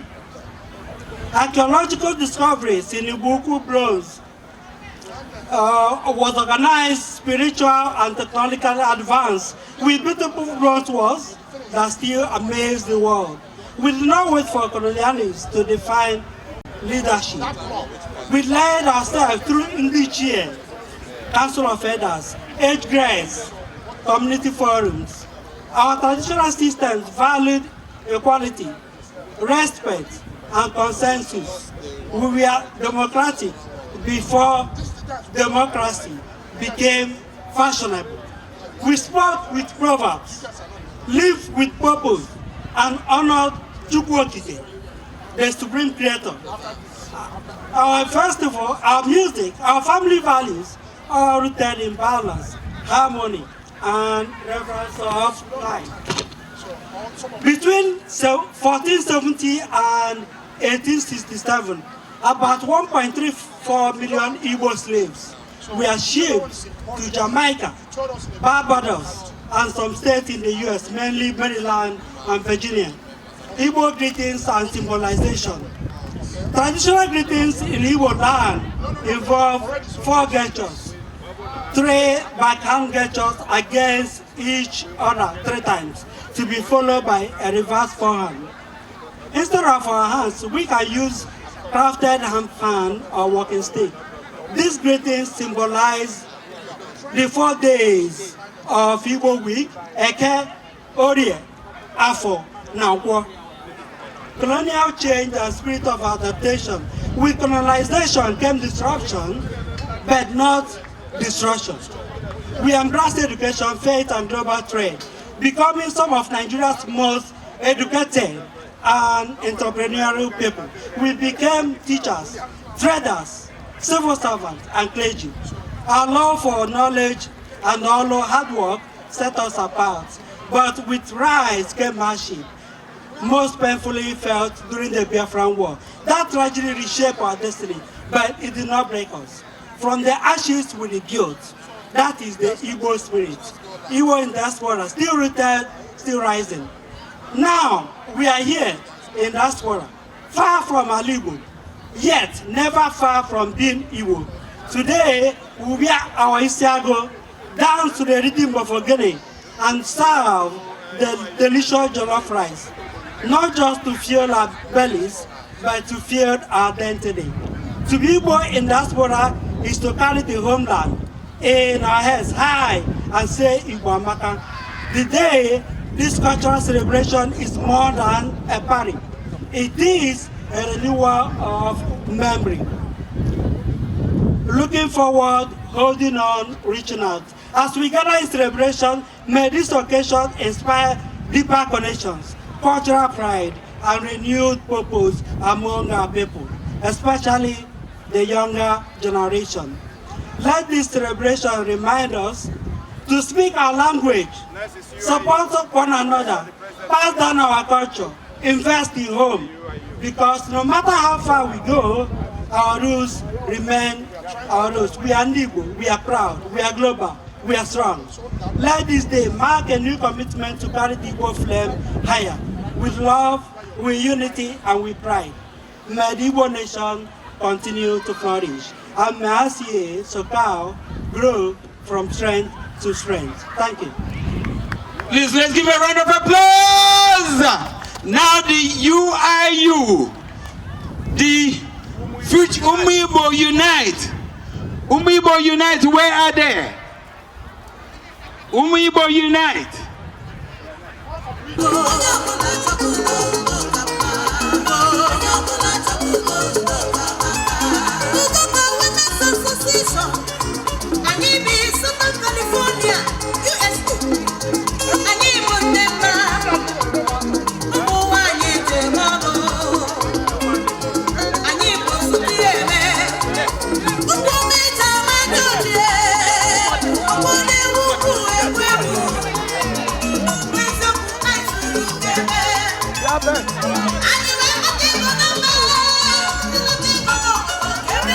Udoka.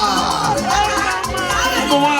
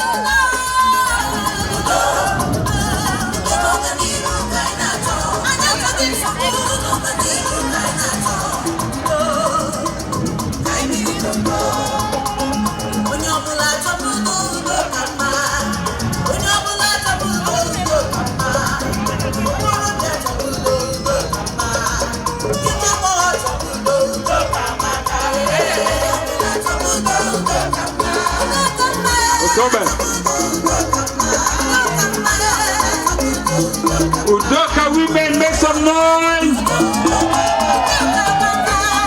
Udo. Udo. Udoka.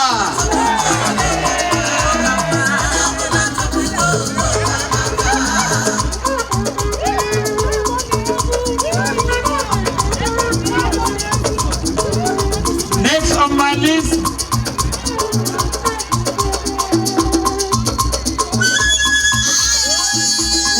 Igbo Global. Umadi Igbo Global, you are next. Yes, so.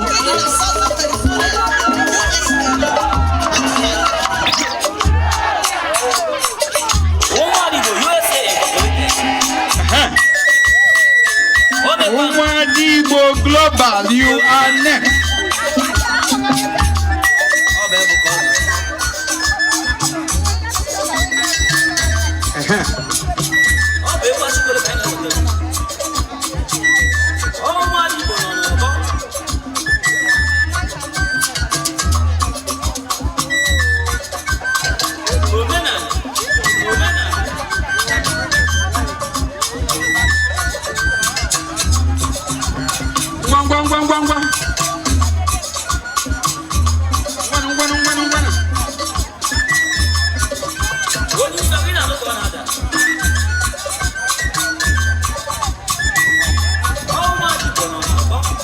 Umadi Igbo Global.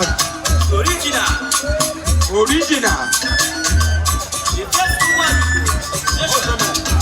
Umadi Igbo.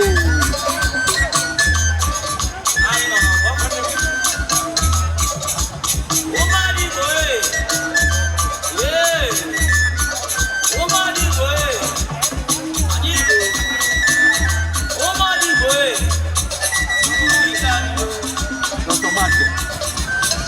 Automatic now.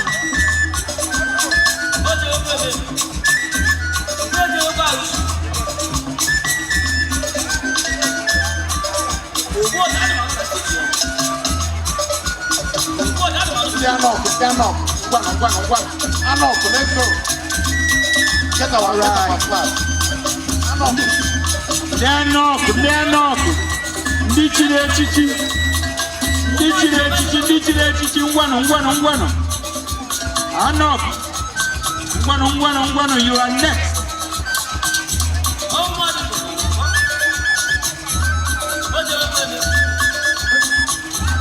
Anok, ngwano. Straight, Anok, Iko chereno.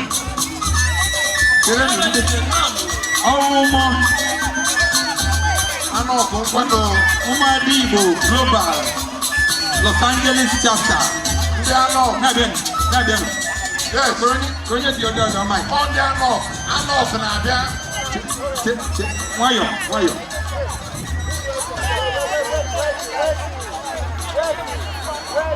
Na-abịanụ. Kwụsị egwu ike.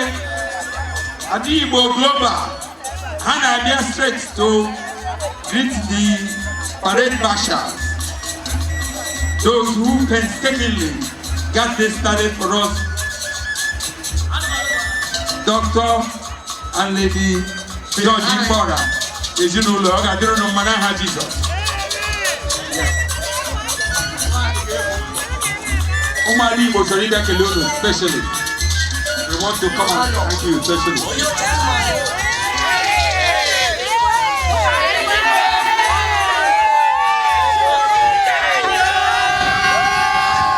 All right, Anok is ready. Deko Moan, Deka. Yeah, Deko. Umadi Igbo. Make some noise, oh. Thank you.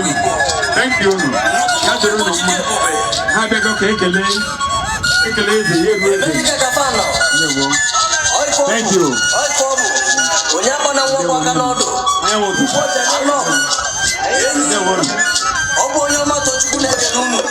All right, Anok.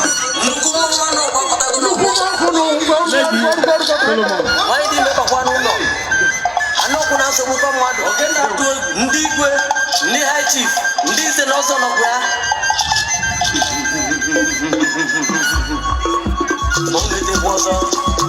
ndị nze ndị igbo jide ebube na-abịanụ ndị Anok niile na ndị inyom ha na-abịa together. Anok otu ndewonu omenani kabaji biri oruwele na omume turn on here adachi nya chono here Anok weke here Excuse me. Here.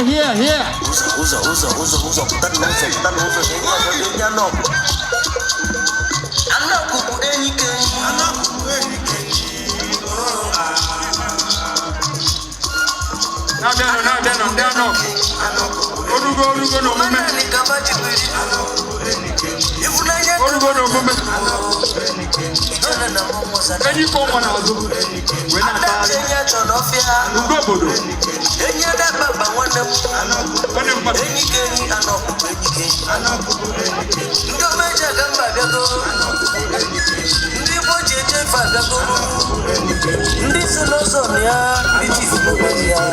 Igbo statement.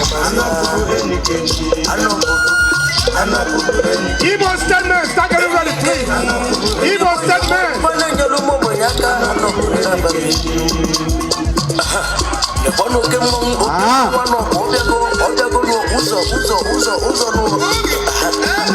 Next. Give me the next. Next.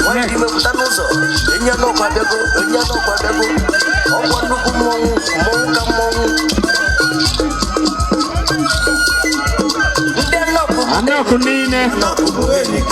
Unu bwenyi kenyi. There one. Kenyi konobo. Enyi kenyi konobo. Igbo statement. Let's go. Enyi kenyi konobo. Let's go. Konobo enyi kenyi. Igbo statement. Let's go. Konobo enyi kenyi.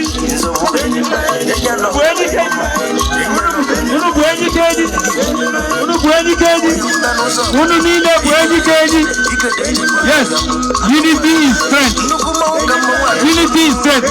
Now how Jesus. Unity is strength. Now how Jesus. Any konobo.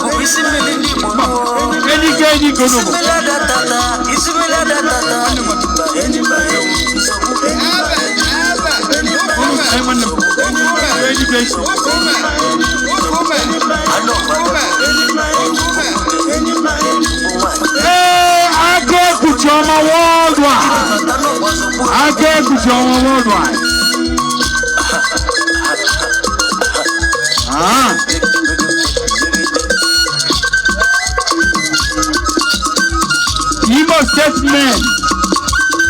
Igbo statement, you are next. Igbo statement because when.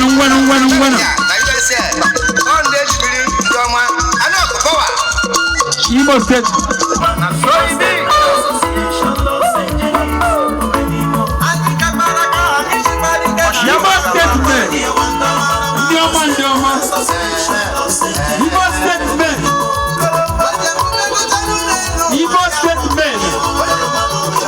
Under the able leadership of Sir Dr. Dion Jemanze,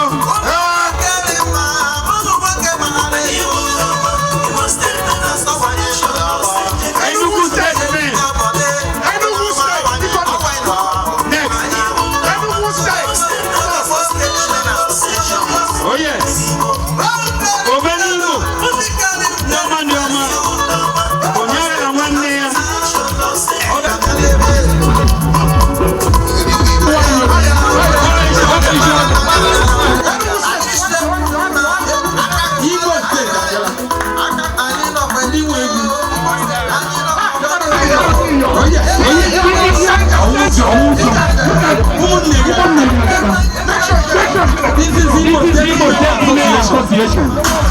Oh,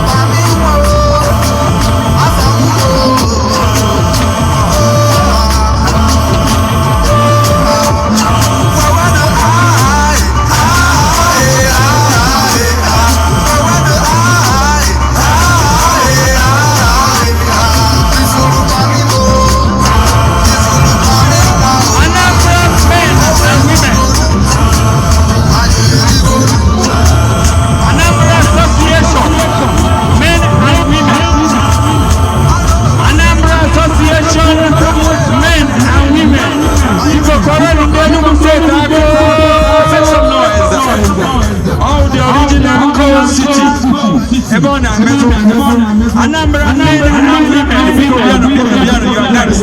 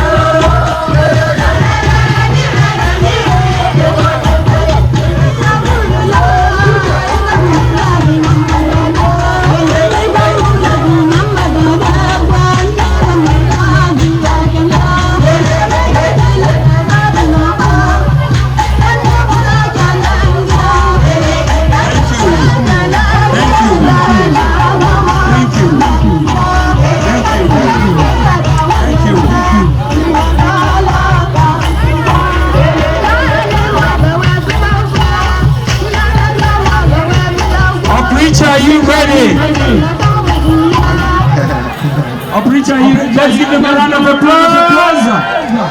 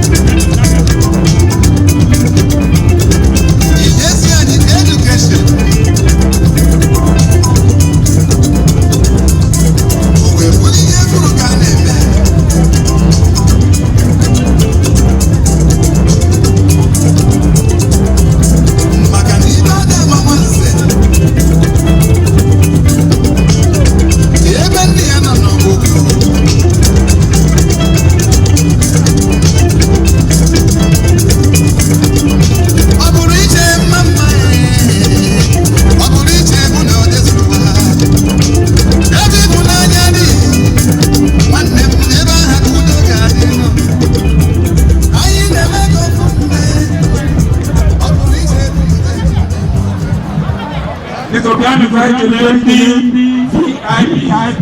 VIP na need on the episode. Make some noise on your preacher women.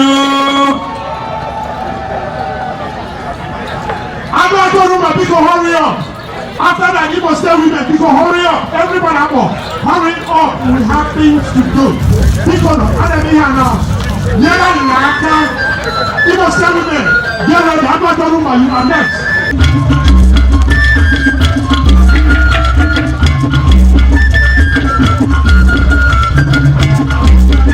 I'm going to room the women organization.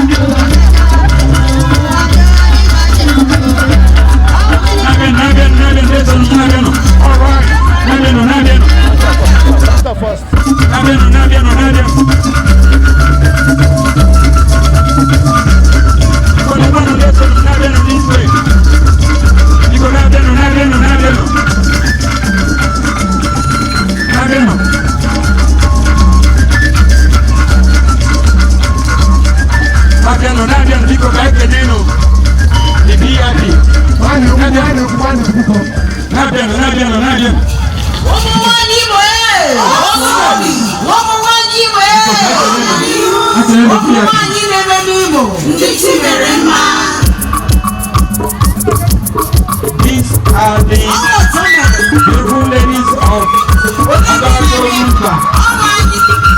They want to say hello to the VIP. Because the VIP. Agado.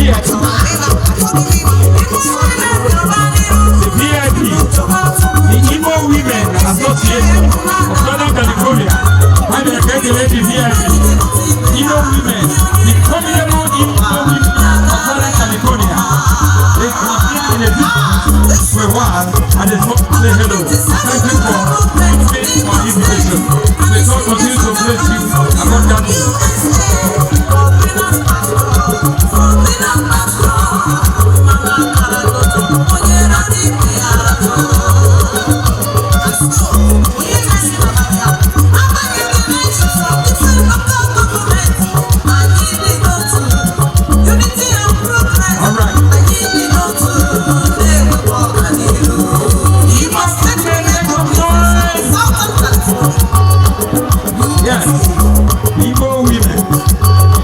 At Logo, you ain't seen this before. This, because government tend to change. Okay.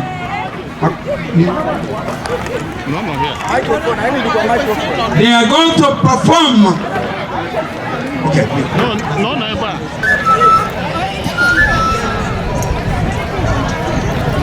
the proponents of this dialogue, under the leadership of Mazi Cyril Wobodo, our Vice President Gunde Wani, change.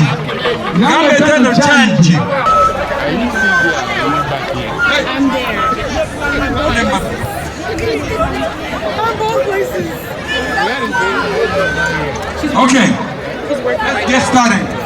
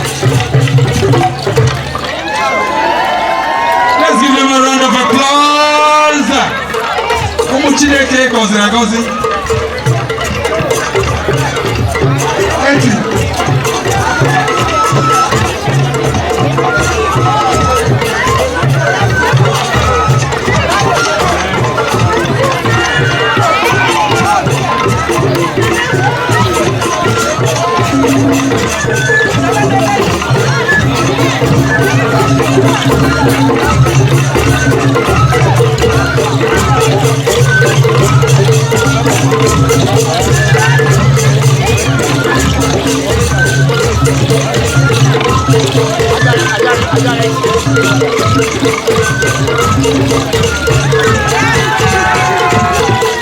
you. Are you ready?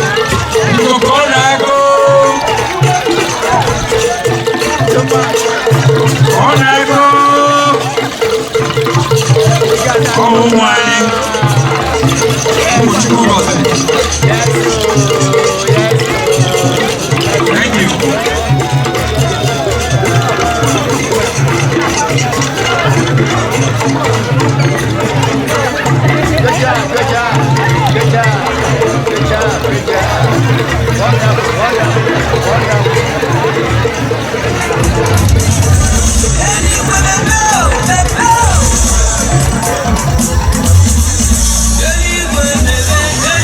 Yes.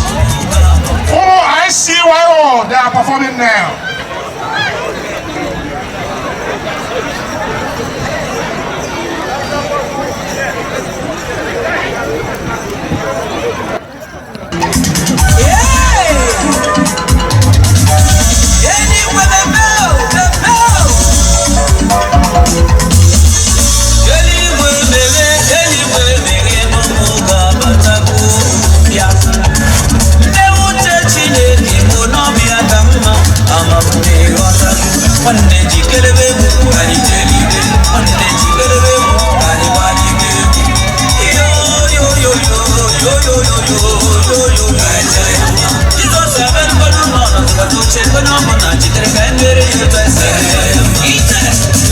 Go get some change, yo.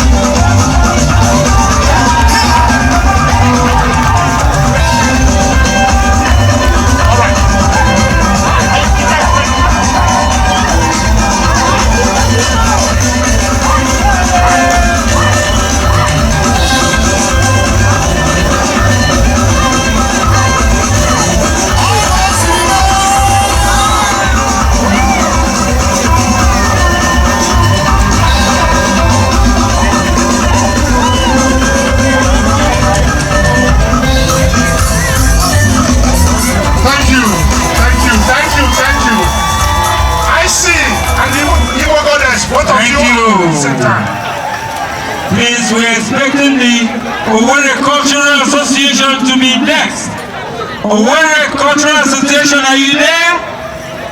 Make some noise!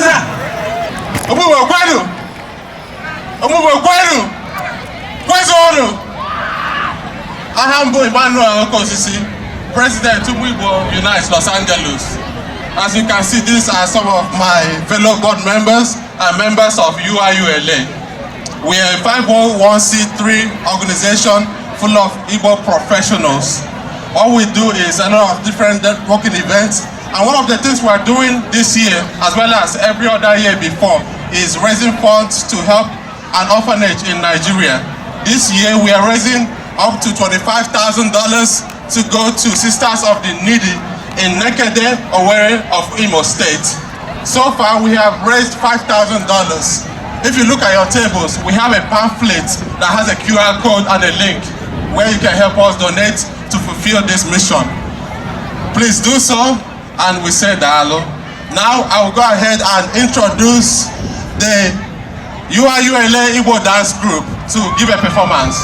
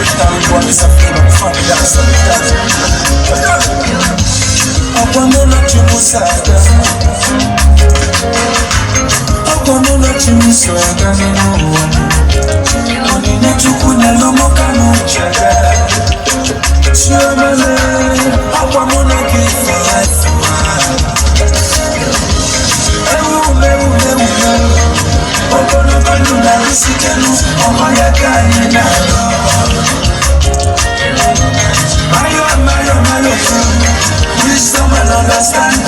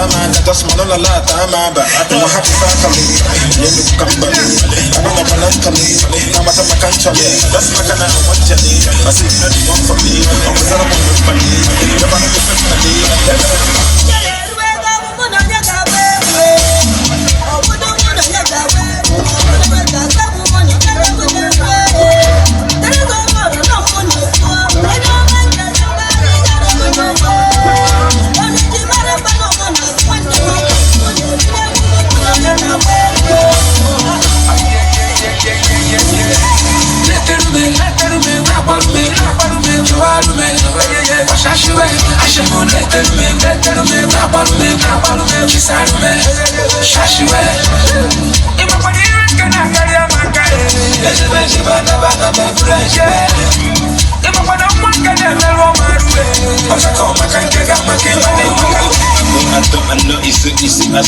From Monday to Sunday, I ain't leave a bazaar. Spend the money by the bar. Into your one on a bar. Thank you. Boys, you might want to go come and look at that. All right, we can give them a round of applause. Solo. Yes. All right. The Owerri Cultural Association followed by Igbo Goddess. Where are you? You are next after the Owerri Cultural.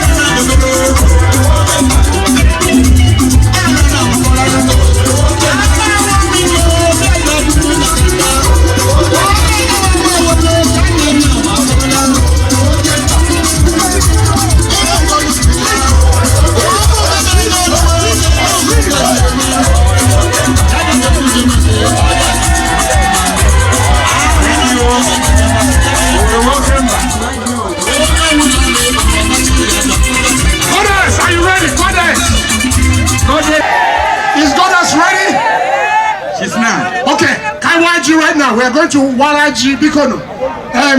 All next on agenda, Awaji very important. Yes. Get them ready because they're Awaji. Let me go and get ready. Okay. Awapcha Hanaji, Mauni Lega Potasi. They are traveling now by air. Bring the masquerade.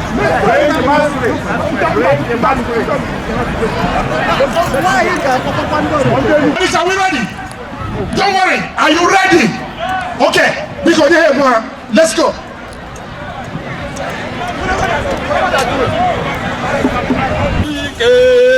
Hello, bye.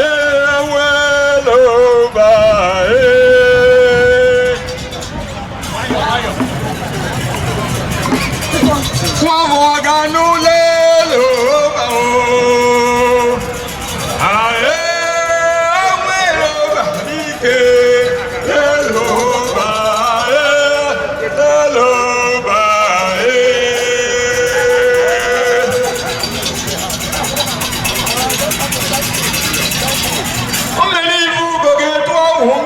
Ensio.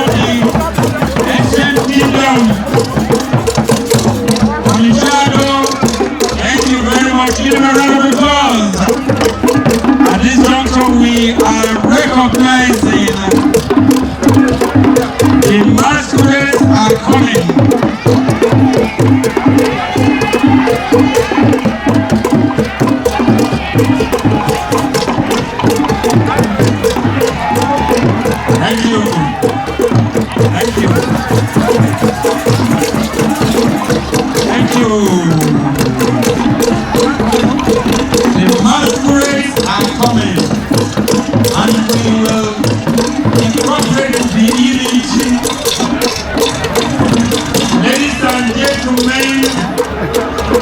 Each state should give us one person, one elderly man. Igbo State, we have an essay here. Where is he? Yes or no? Yes, we are here. We are about to do the New Year's festival. Please, have a seat. We need Abia State. Abia State is represented here. We need Anambra State. Anambra State. You are representing Delta State. Have a seat. Anambra, Enugu State. We need a representative. Ebonyi State. One man. Ebonyi State. Anambra, give me one person. Enugu State, please give me one person. One man.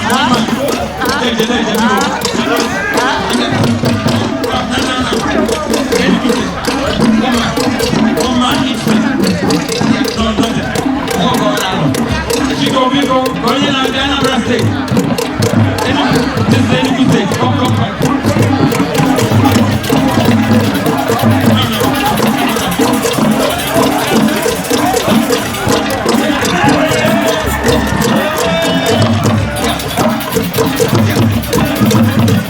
We have Abia, we have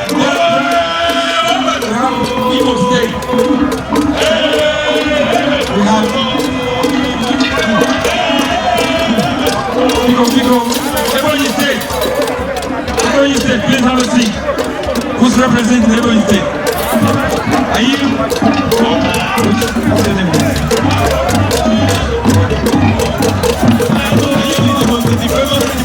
Please have a seat. Enugu State.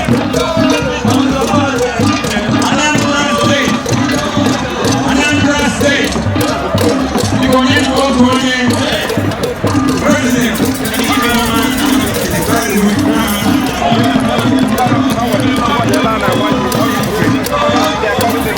Okay.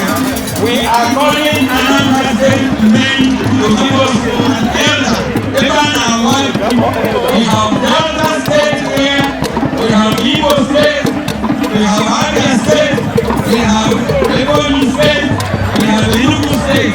Where is Anambra State?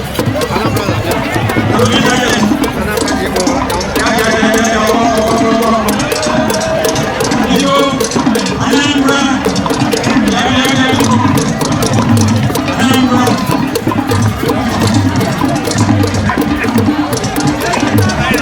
All right.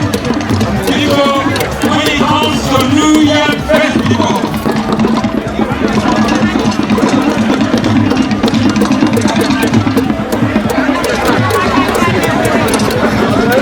people, ladies and gentlemen, this is one of the cultures of Igbo people.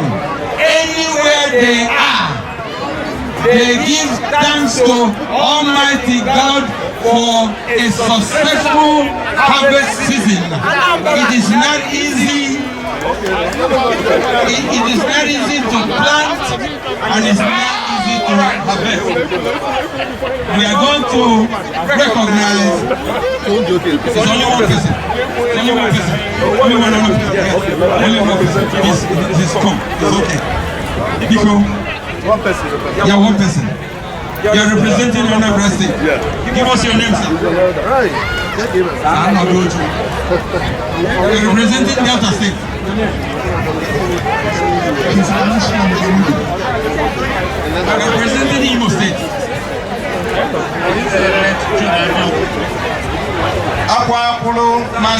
Also representing Abia State.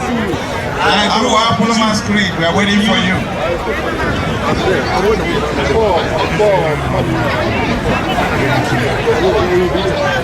Ladies and gentlemen, this is phenomenal.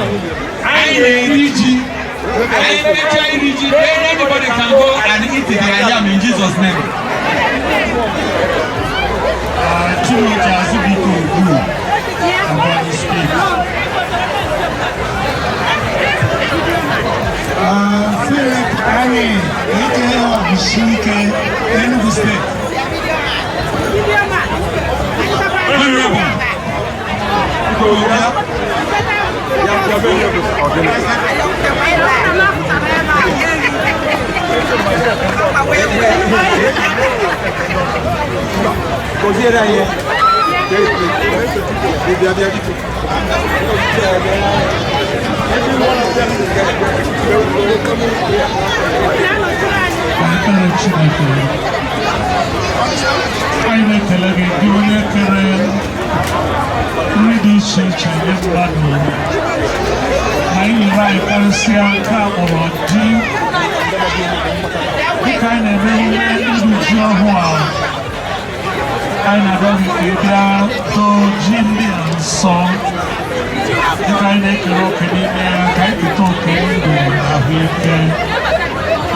Jesus Christ.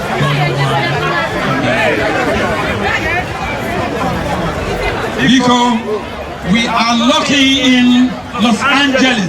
Thank you, the Reverend. I mean, the Venerable. We have everything we need in Los Angeles area. We have every important personality in Los Angeles, Southern California area. And Eze in our midst is an opportunity to hand the mic to the Eze.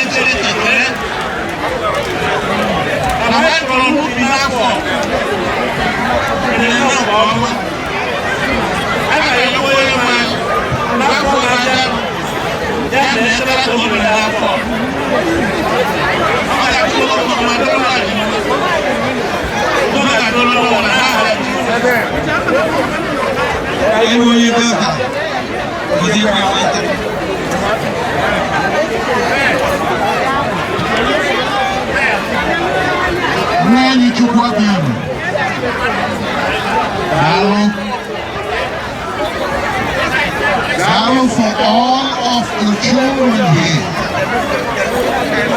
from the Igbo tribe. Our Lord and our God, we pray that you bless this New Year festival, that we may see the festivals ahead in tremendous abundance. God bless and thank you.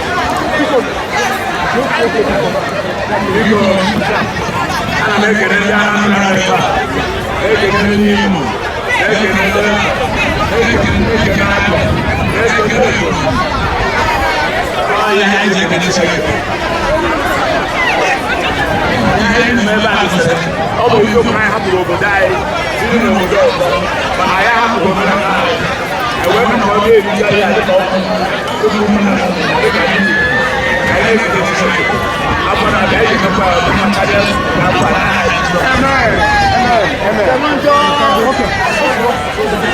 All right, people.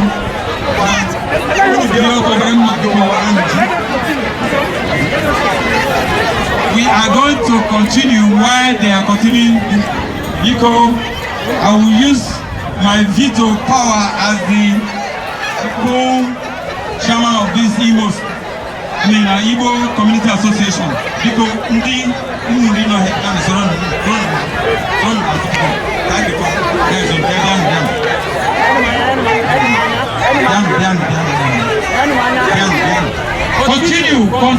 Continue wherever you are. Come on. Nico Biano, senior brother is here. Nico, and after this, I will get. Because right now we are running out of time. We must leave here before 6. That's what the city says. We must leave here before 6. I want to recognize some associations that did not parade.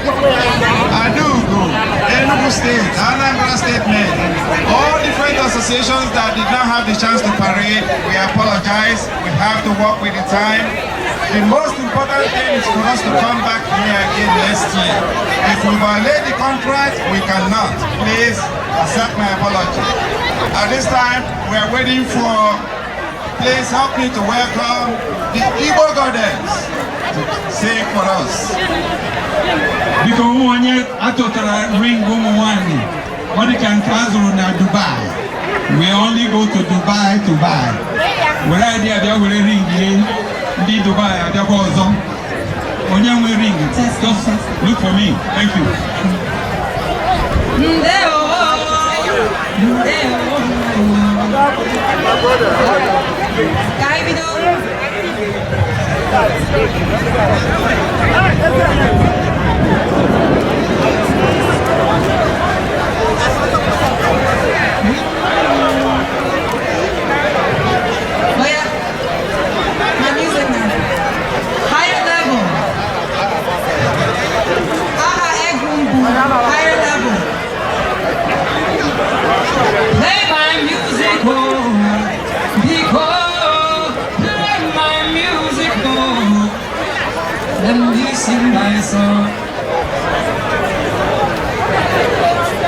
The masquerades are getting ready. Where are they?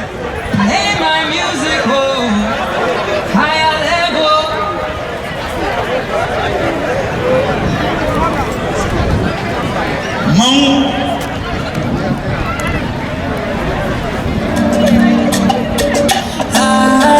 Hey, come on, everybody get on your feet.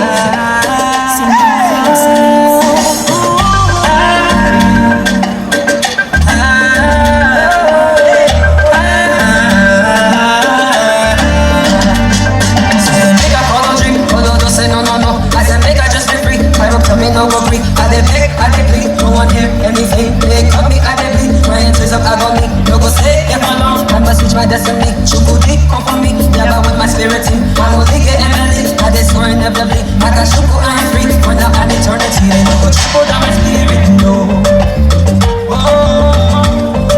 They rise to higher level. They no triple down my spirit. No. So special.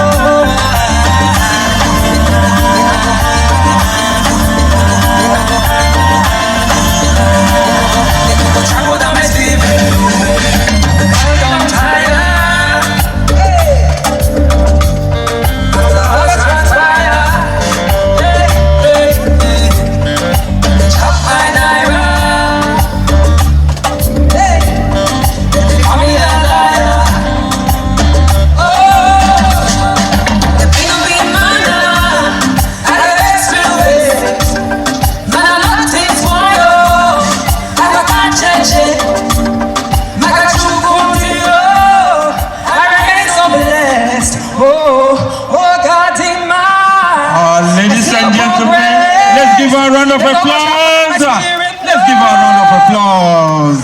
Thank you, dear. There will be more time next time. The masquerades are coming. Rise to a higher level. Masquerade, please come. Go. Masquerade, please come.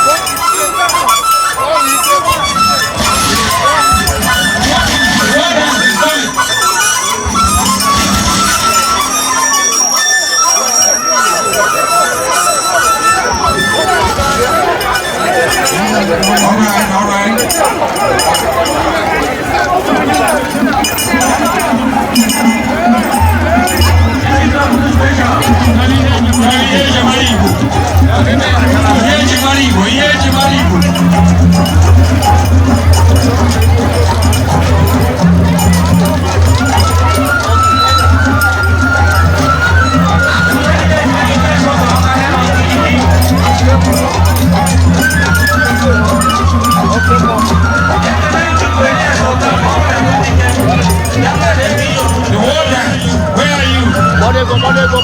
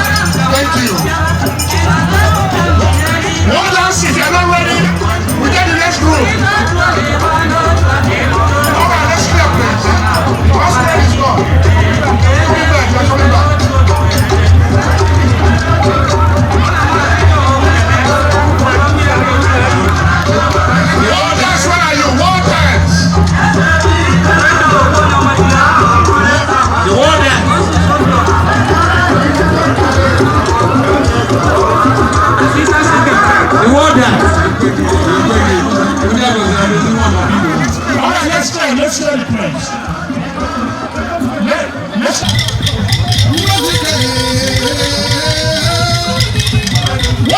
one dance, if you're not here.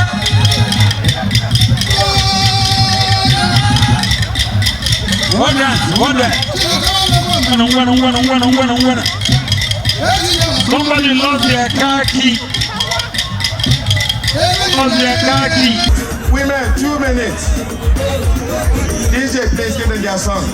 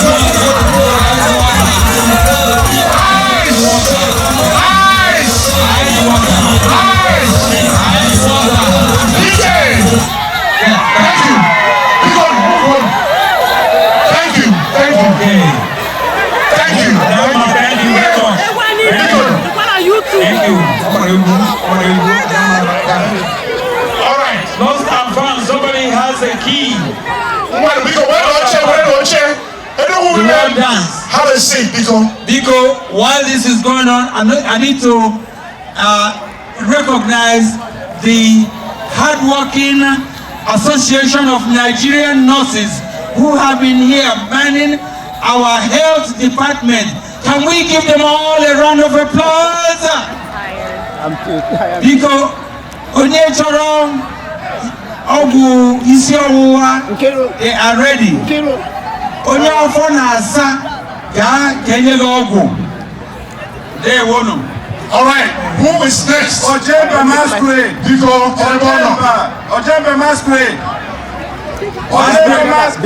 We are rushing because we're trying to watch the time. Eugene Dikokwe is ready too. Onishado Masquerade. Eugene Dikokwe is ready.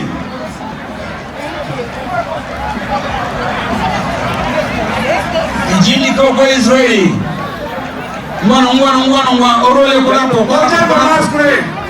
Ojembe Masquerade. Which one is next?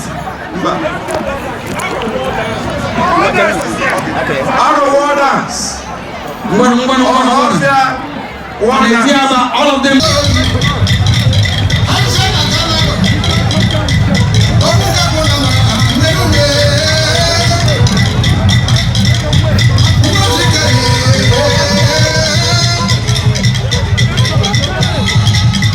Okay, let them come.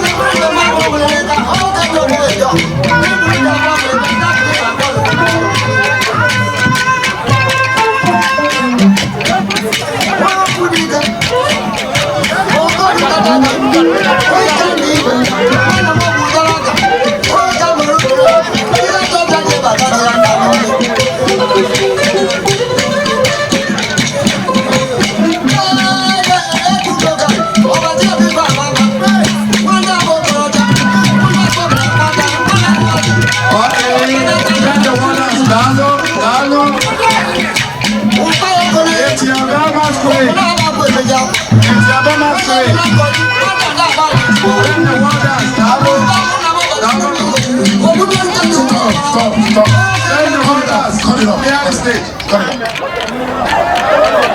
Yes. Etiaba, come on. Etiaba. Volume, please. Google Masquerade. Hello, Chief. Google Masquerade. The last masquerade before we close. Hello.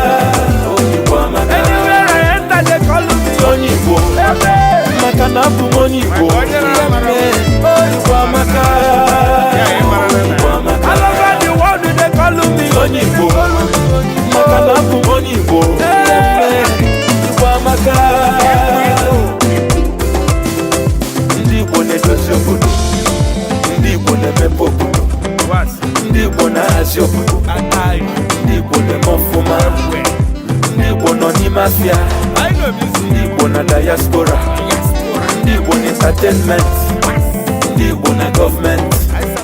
Anina mi facilite, Anina mi fe kalaka. Anywhere you went, I will say yeah.